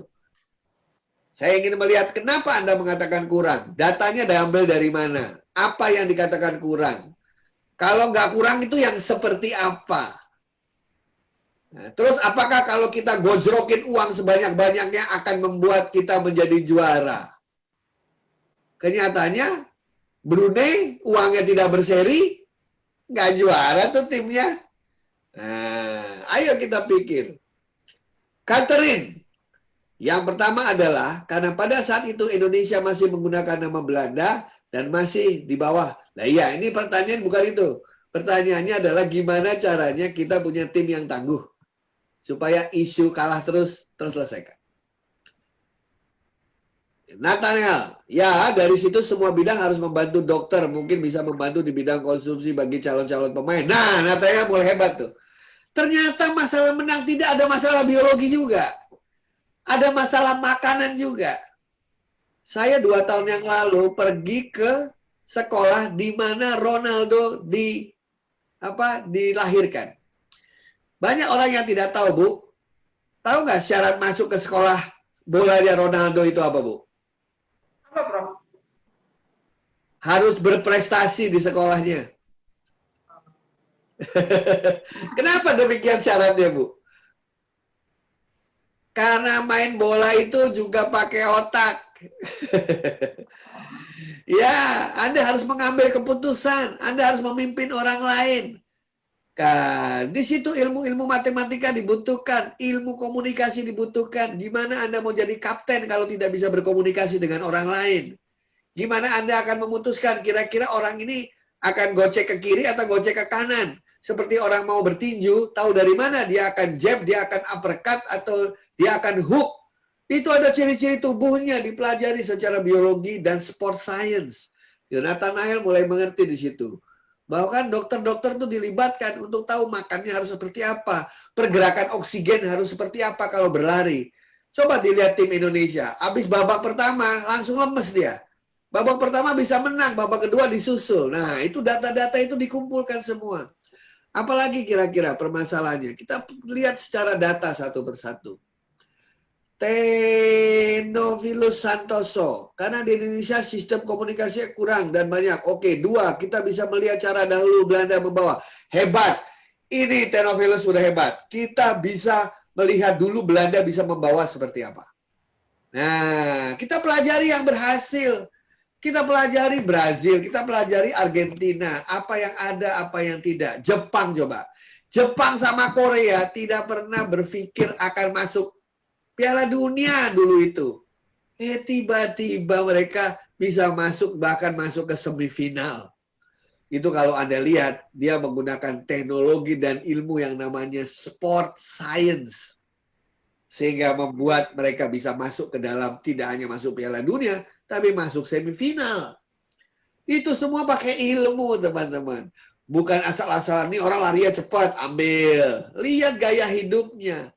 Waktu saya ke sekolahnya Ronaldo itu pemain bola setiap hari sebelum turun ke lapangan, itu ditanyain sama psikolog, Bu. Tadi malam ngimpi apa? Nerima WA dari siapa aja? Berantem nggak sama pacar apa tidak? Kalau dia tadi malam mimpi buruk, berantem sama pacar, walaupun sejago apa dia, nggak diturunkan waktu ada lomba. Pengamat Indonesia sok tahu aja bilang, oh kalau saya jadi pelatih saya turunin ini. Bukan itu, Anda tidak memiliki data psikologis mereka pada saat itu.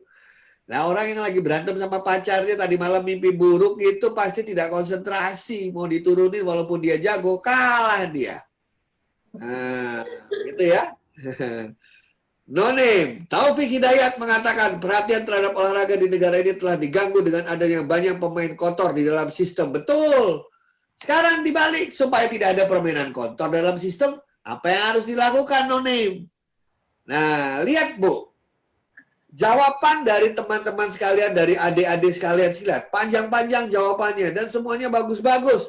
Ilmu ini yang dibutuhkan dalam ilmu hidup.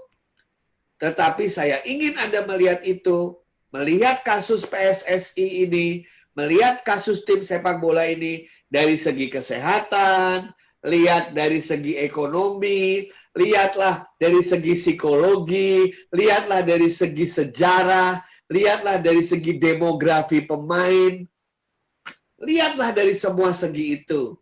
Sehingga kita bisa mendapat gambaran yang utuh.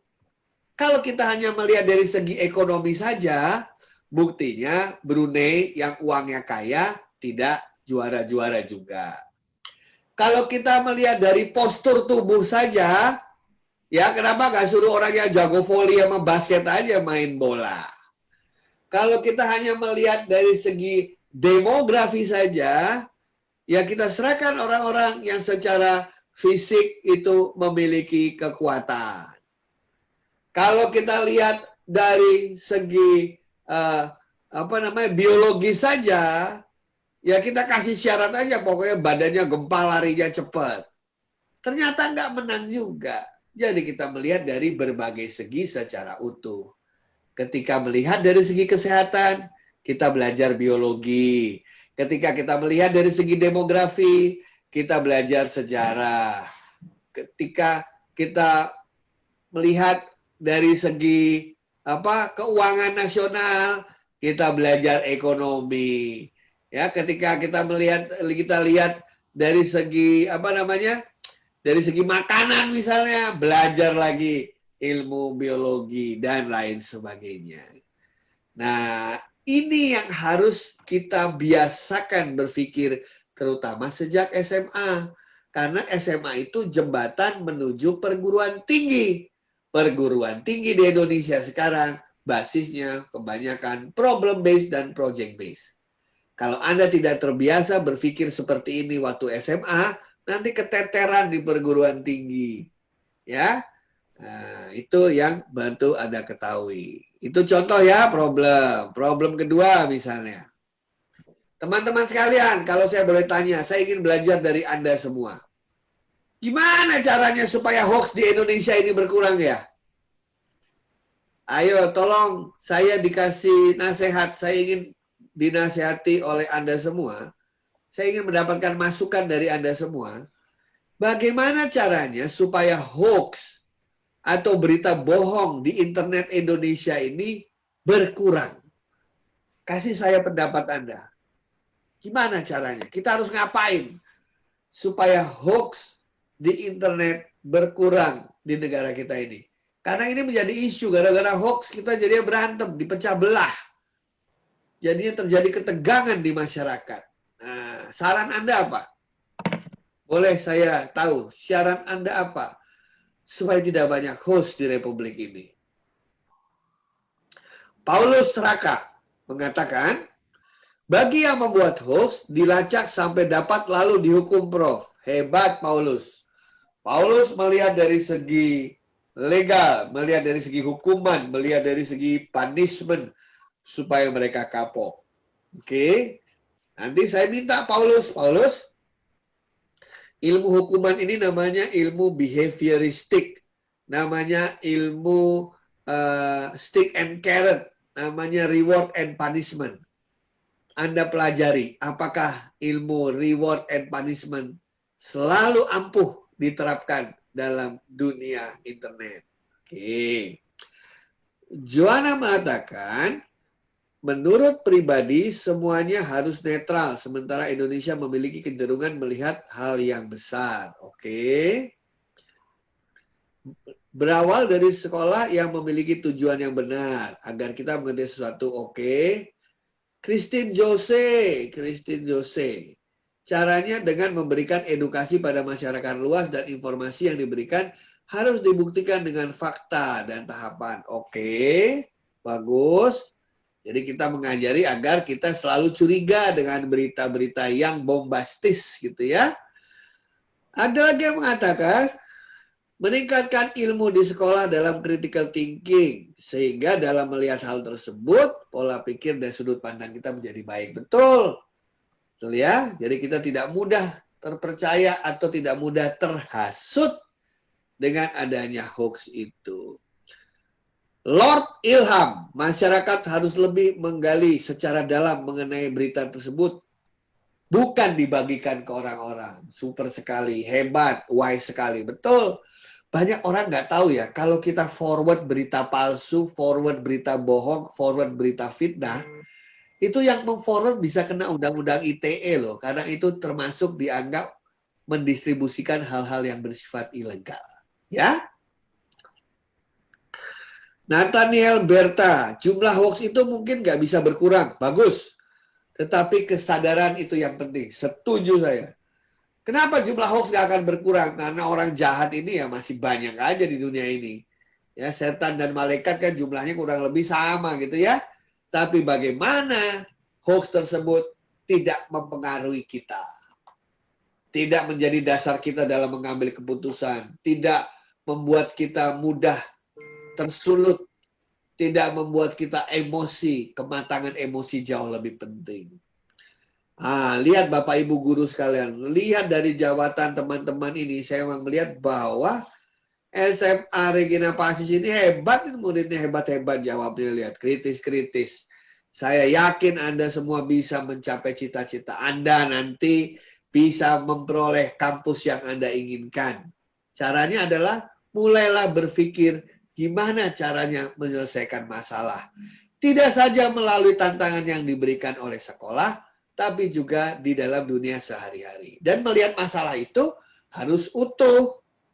Ya. tadi dikatakan sebelum kita membuat suatu jawaban, kita harus mengumpulkan data, mengumpulkan informasi, sehingga kalau nanti ada orang yang menanya, kenapa alasan kamu begitu? Kita dikejar, kenapa Anda punya pendapat seperti itu? Anda bisa menjawab dengan data atau fakta. Karena data atau fakta itu tidak bisa dilawan. Nah, saya nggak ada lawan katanya ya, tidak bisa dilawan. Karena data itu sebenarnya berasal dari fakta, tak terbantahkan. Ya. Nah, itu adalah contoh problem based learning. Sekarang mari kita project based learning. Kleng. Tolong ditampilkan lagi, Pak. Tak tolong Pak Ustadz untuk menambah. Saya pengen teman-teman mengatakan bisa atau tidak. Kalau saya kasih challenge ini sekarang, ya, saya kasih Anda waktu 2 minggu untuk bisa tidak menjawab tantangan saya ini. Ini tantangan project dari saya. Ibu tercinta, bisa tolong bacakan, Bu? Contoh proyek, buatlah sebuah alat yang bisa menyalakan beberapa bolam lampu di rumah dengan memanfaatkan air yang mengalir. Silakan bekerja sama dengan siapa saja yang Anda inginkan. Ayo, kalau saya kasih waktu 2 minggu, kasih tahu jawaban saya. Anda bisa melakukan atau tidak? I can. Oke, Nathaniela, bisa. Oke. Baru 2, no name sama Theo. Males, Pak. Ya, gitu aja udah males. Karena begini, Theo, ketika Anda males, ada orang lain dari sekolah lain yang bikin, dia yang saya pilih kerja di tempat saya. Karena jawaban Anda pertama males, sementara saingan kita bilang siap. Nah, udah dia. Nah, seperti itu teman-teman sekalian. Ya. Kata Ilham bisa, menurut Alexander. Ilham bilang bisa asal sama Alexander. Bolak-baliknya kayak gitu ya. Nah, Yudas Iskariot bilang easy. Ya. Gitu dia. Gampang. Oke. Pakai angin. Oh, udah bagus tuh Monty bikin pakai angin. Sekarang pakai air tantangan saya. Ya, kenapa? Karena angin kadang-kadang ada, kadang-kadang tidak. Tapi air mengalir tuh, air di got tuh mengalir terus tiap hari tuh. Sayang itu. Itu energi itu. Anda bisa mengurangi air dengan cara lampu nyala, bantu orang tua, bantu PLN, bantu Indonesia. Nanti tulis Anda bisa itu. Terkenal Anda ya. Ilham, bisa. Udah diterapkan di Vietnam. Betul. Tuh William, orang Indonesia selalu bilang apa? Lihat tuh kayak Vietnam, bisa ini. Kita protes masyarakat. Pertanyaannya, tadi aja disuruh bikin gini males. Gimana mau berjaya negara ini? Tapi begitu ada bilang, bisa, ya lakukan. Karena di Vietnam bukan sebatas teori. Vietnam itu cita-citanya ingin ngalahin Thailand, ini ngalahin Indonesia. Dia belajar sungguh-sungguh. Sehingga itu yang terjadi di sana. Kenapa kita males? Karena tanah kita subur gitu ya. Nggak ngapa-ngapain sukses. Hati-hati, di ASEAN kita sudah tidak nomor 1 lagi. Dulu di ASEAN Indonesia nomor 1, sekarang no more. Ya, karena orang Indonesia pengen jadi bos semua, males semua bikin produk ya. Nah, orang yang bisa bikin produk adalah mereka yang biasa berpikir berbasis project. Nah, itu tantangan. Tantangan kedua, Bu. Baca, Bu, tantangan kedua, Bu. Lebih susah nih. Kembangkan sebuah perangkat sederhana yang dapat membantu petani dalam mengetahui ada tidaknya hama yang mengganggu tanamannya. Ayo, gimana caranya? Ayo, siapa yang bisa kasih tahu saya ide? Ayo, bikin sebuah alat sehingga petani kita tahu, ini ada hama nih. Oh, hama itu kadang-kadang nggak kelihatan, kecil, cepat bergeraknya. Gimana caranya? Ayo. Bisa nggak? Nah, ini namanya project, Bu. Kan nggak mungkin ngerjain ini sendiri, kan? Dia akan berkolaborasi ya dengan mereka yang ahli. Oh, saya bisa karena saya dulu pernah belajar sensor. Fisika belajar sensor. Oh, saya bisa karena saya bisa belajar masalah cuaca. Itu jagonya geografi. Oh, bisa karena nanti hitung-hitungannya seperti ini. Itu yang pandai matematika. Berkumpul semua itu latar belakang ilmu-ilmu yang berbeda untuk membuat alat ini. Saya nggak peduli Anda menggunakan apa, yang penting petani kita bisa terbantukan dengan produk buatan anak bangsa. Nah, pakai sensor dong. Gimana nggak pakai sensor? Orang hama itu kecil, cepet. Nah, zaman sekarang masa masih manual, diketawain sama tetangga. Orang hama itu kan kayak maling ya Bu ya. Emang maling ngasih tahu dulu kalau mau masuk ke rumah? Caranya ada satpam, satpamnya ditipu. Ya kita taruh sensor di rumah. Ada orang lewat, bunyi sensornya. Sama. Nah, makanya belajar elektronika dulu kan kita kan. Nah, itu kita belajar sensor. Nah, pendeteksi apa kalau hama? Gerak, panas, atau apa? Disitulah Anda berpikir. Nah, kenapa? Anak-anak SD sekarang sudah belajar ilmu IoT. Kelas 5 SD udah belajar IoT di negara tetangga. Internet of Things. Mereka sudah belajar sensor karena revolusi industri 4.0. Kita belajar teorinya. Nah, teori itu artinya kita tahu, tapi belum tentu bisa. Tapi ketika anak-anak bisa membuat ini, itu karena tahu. Kenapa? Nah, saya kasih lihat ini, Bu. Nah, Bu, yang namanya hafalan itu masuk di kategori yang mana di gambar depan ini? Bawah sendiri ya, Bro? Ya, kalau hafalan itu level paling bawah. Istilah anak-anak sekarang, kalau kita cuma bisa ngapal itu level paling bawah, level cupu katanya. Tapi kita membutuhkan level itu karena dasarnya awalnya kita menghafal dulu. Seperti anak-anak waktu kecil, ini malam, ini siang, dia hafalin. Dia lihat ini terang, ini gelap. Nah, kalau hafal nggak ada gunanya kalau tidak apa di atasnya, Bu? Ngerti. Iya, understand. Jadi, hafalan itu bukan untuk dihafal, untuk dimengerti. Kenapa siang itu terang, kenapa malam itu gelap. Dulu anak saya waktu masih bayi tahunya ya ini terang, siang, malam, gelap. Dia nggak ngerti itu apa. Tapi kemudian dia ngerti, oh terang karena ada matahari, gelap karena mataharinya nggak ada. Habis itu dia bisa mengaplikasikan siang dan malam itu dalam hidupnya. Kapan dia harus mandi, kapan dia harus ketemu teman, kapan dia harus sekolah, kapan dia harus beraktivitas. Habis itu dia bisa menganalisa, kenapa kok gara-gara ada matahari bisa terang? Di mana matahari, di mana bumi? Dan yang paling ujung adalah apa namanya, Bu? Yang paling hebat, ibarat kungfu itu, suhunya itu jika apa? Bisa apa? Kita. Bisa create, bisa bikin sesuatu. Itu makanya ada project based learning. Kalau kita cuma remember sama understand, ibarat kita itu karate, itu cuma sabuk putih dan sabuk kuning. Mau ketemu tetangga sabuk hitam, mau lawan Australia, mau lawan Malaysia, mau lawan Singapura, mereka sabuk biru, sabuk hitam semua. Nggak bisa kita menang nanti. Walaupun Anda masuk ke kampus-kampus besar di Indonesia, tapi kita hanya berada di sabuk-sabuk yang bawah, remember, understand, apply, kalah bersaing. Makanya Mas Menteri mengatakan kita harus bisa mencipta. Indonesia itu impor karena sedikit yang mencipta, senengannya make. Make itu cuma apply, Bu ya. Ya, Bro. Nah, make produk luar negeri, apply. Mencipta sebuah sesuatu yang bisa dipakai orang lain. Itu namanya create. Bu, bisa bayangin nggak? Kalau tiba-tiba Zoom sama YouTube itu di-charge mahal, apa yang terjadi dengan Republik ini?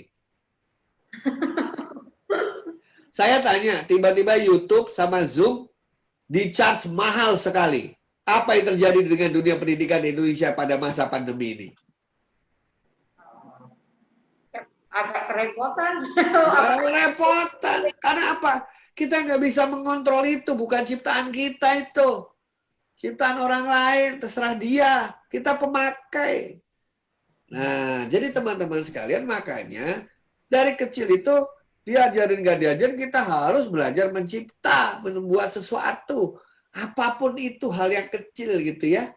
Nah, inilah yang dikatakan kenapa. Nah, untuk bisa mencipta, di sekolah seperti apa harus? Yang paling banyak diajarin ngapain di sekolah, Ibu? Yang di atas itu tolong dibacakan. Kreatif, evaluating, dan Analyzing. Apalagi dikit aja Bu ya. Ya. Kenapa apalagi dikit aja? Orang sekarang udah ada internet. Zaman saya dulu apalannya banyak. Karena belum ada internet. Buku sedikit, guru sedikit. Sekarang semua ada di gadget kita. Kita bisa ngecek. Yang nggak ada di internet adalah kreativitas. Kemampuan menganalisa. Internet memberikan bahan bagi kita untuk menganalisa, untuk mencipta. Makanya sekolah-sekolah sekarang, kampus-kampus sekarang, dibalik piramidanya. Dari piramida begini, dulu lebih banyak ngapal, sekarang ngapal dianggap sesuatu yang sedikit. Karena Anda sudah memiliki banyak perangkat. Nah, begitu alasannya. Kenapa sekolah-sekolah hebat sekarang mulai menerapkan project-based learning dan problem-based learning. Nah, dah. Itu sharing saya, Ibu, untuk adik-adik sekalian. Ya, terima kasih nih semua pada jawabannya. Jawabannya hebat-hebat. Saya bingung, Ibu aja milih. Ya, Bu. Baru keluar berapa tadi, Prof ya? Ya, pokoknya Ibu pilih 5. Ya. Ini jawabannya bagus-bagus, terutama usulan-usulan tadi supaya tidak ada hoax, usulan-usulan supaya kita punya sepak bola yang hebat. Ini semua menjawabnya dengan luar biasa. Intinya teman-teman sekalian, tidak ada yang bisa mewujudkan cita-cita Anda kecuali Anda sendiri. Itu saya katakan, kecuali Anda sendiri. Hidup itu penuh dengan pilihan, dan setiap pilihan ada konsekuensinya. Anda mau tidur 24 jam? Silahkan. Anda mau kerja 24 jam? Silahkan. Anda mau belajar 8 jam sehari? Silahkan. Mau belajar 16 jam sehari? Silahkan. Karena apapun yang Anda pilih, pasti ada konsekuensinya. Kalau teman-teman adik-adik tidak percaya yang saya omongkan, juga nggak apa-apa. Karena akan banyak siswa-siswa yang percaya, dan mereka nanti yang ada akan menjadi saingan dalam hidup kita, yang akan menentukan kita bisa sukses atau tidak. Karena orang lain akan mencoba lebih baik dari kita. Makanya kita juga harus berusaha menjadi yang lebih baik. Kita menghargai kehidupan, kita menghargai Tuhan, kita menghargai orang tua kita dengan cara memiliki cita-cita dan berusaha agar hari ke hari menjadi lebih baik untuk mewujudkan cita-cita itu. Terima kasih brother and sister yang ada di YouTube. Nah, mudah-mudahan yang saya berikan bisa sedikit membantu Anda. Kalau ada yang penasaran, pengen WA, saya silakan. Tadi sudah saya kasih nomor ya. 0818 925 926. Kalau mau dilihat YouTube saya, buka aja tuh Prof. Eko G Channel. Share, like, subscribe. Saya seruput kopinya dulu. Terima kasih Prof. Eko. Terima kasih Ibu. Terima kasih semuanya. Wah, udah 728 subscriber. 348 yang watching. Iya. Luar biasa. Sukses untuk Anda. Sukses semua. Ya. Ada lagi yang mau bertanya? Ini banyak banget pertanyaannya. Banyak sekali yang bertanya di chatnya YouTube. Ya. Prof mau tanya nih si Monty. Monty mau tanya apa ini? Apabila barang ciptaan itu ditiru dan dipatenkan orang lain, bagaimana cara mengatasinya? Gampang. Kalau Anda membuat sesuatu yang komponennya sudah dipatenkan orang lain, itu artinya Anda tetap boleh membuatnya, tetapi dengan seizin yang memiliki paten, dan sebagian keuntungan Anda harus membayar paten itu. Nah, makanya enak banget orang yang mencipta ya. Jadi orang lain yang meniru itu boleh, asal bayar patennya ke saya. Makanya Pak Habibie itu patennya banyak sekali. Ya. Jadi setiap pesawat yang menggunakan ilmu beliau, bayar ke Pak Habibie. Beliau bisa dapat miliaran per bulan karena memiliki paten itu tadi. Ya. Jadi paten itu tujuannya adalah untuk menghalangi orang lain meniru dan mendapatkan manfaat tanpa kita dapat apapun. Nah, kalau saya biasanya tahu patennya punya saya, Pak, saya hubungi yang bersangkutan, saya jadikan teman agar saya bisa mengembangkan produknya. Sekarang itu masanya kolaborasi, bukan lagi masanya kompetisi penuh, co-opetition, collaboration to compete. Itu bahasanya sekarang, ya. Oke, Monty? Oke. Oke, siapa lagi? Joanna C. Karena kurangnya kesadaran bakat atau keinginan diri sendiri, rakyat Indonesia dalam melakukan atau membuat suatu inovasi baru. Betul. Kita ini terbuai, lebih senang make daripada buat. Waduh, kalau buat lama, Pak. Kalau udah lama capek. Kalau make kan tinggal langsung pakai. Membuat itu lama, betul. Tapi begitu berhasil, bisa membiayai Anda 3 turunan itu. Nah, itu orang-orang pencipta namanya. Ya. Oke, kita harus mesti banyak pencipta. Ada banyak sekali, Indonesia ini kaya, Anda bisa menciptakan apapun. Menciptakan tanaman baru, varietas baru, menciptakan cara baru, menciptakan teknologi baru, menciptakan tools baru. Gak usah yang rumit-rumit, yang sederhana aja. Ya, ibu-ibu itu kan suka masak ya. Ibu pasti suka ngelihat kan alat-alat yang aneh-aneh untuk membantu ngupas apel, untuk membantu motong terong supaya bagus hasilnya. Itu semuanya dipatenkan, jangan salah loh. Itu akal-akalan anak-anak itu kebanyakan. Anak-anak SMA, SMP itu punya akal-akalan membuat alat yang aneh-aneh untuk membantu pekerjaan ibunya di dapur, membantu pekerjaan ayahnya. Nah, kalau sudah dipatenkan. Di Indonesia untuk mendaftarkan itu cuma 400.000 untuk mendaftarkan di mana? Di Kemkumham itu nggak mahal ya. Oke. Iya, Bu. Oke, terima kasih Prof. Eko, sudah banyak yang... Terima kasih. Ini juga terima kasih teman-teman. Tadi Anda mengucapkan terima kasih, saya juga terima kasih bisa berinteraksi dengan Anda semua. Saya hanya bisa berdoa dari kejauhan dari Jakarta supaya teman-temanku, adik-adikku di SMA Regina Pacis, Surakarta, terutama kelas 10 dan kelas 11, semua berhasil dalam studinya, ya, berhasil masuk ke kampus yang Anda cita-citakan, dan berhasil menjadi orang yang Anda inginkan, yang bisa membanggakan keluarga Anda, bisa membanggakan kerabat Anda, bisa membanggakan negara Anda. Sekian dan terima kasih. Oke.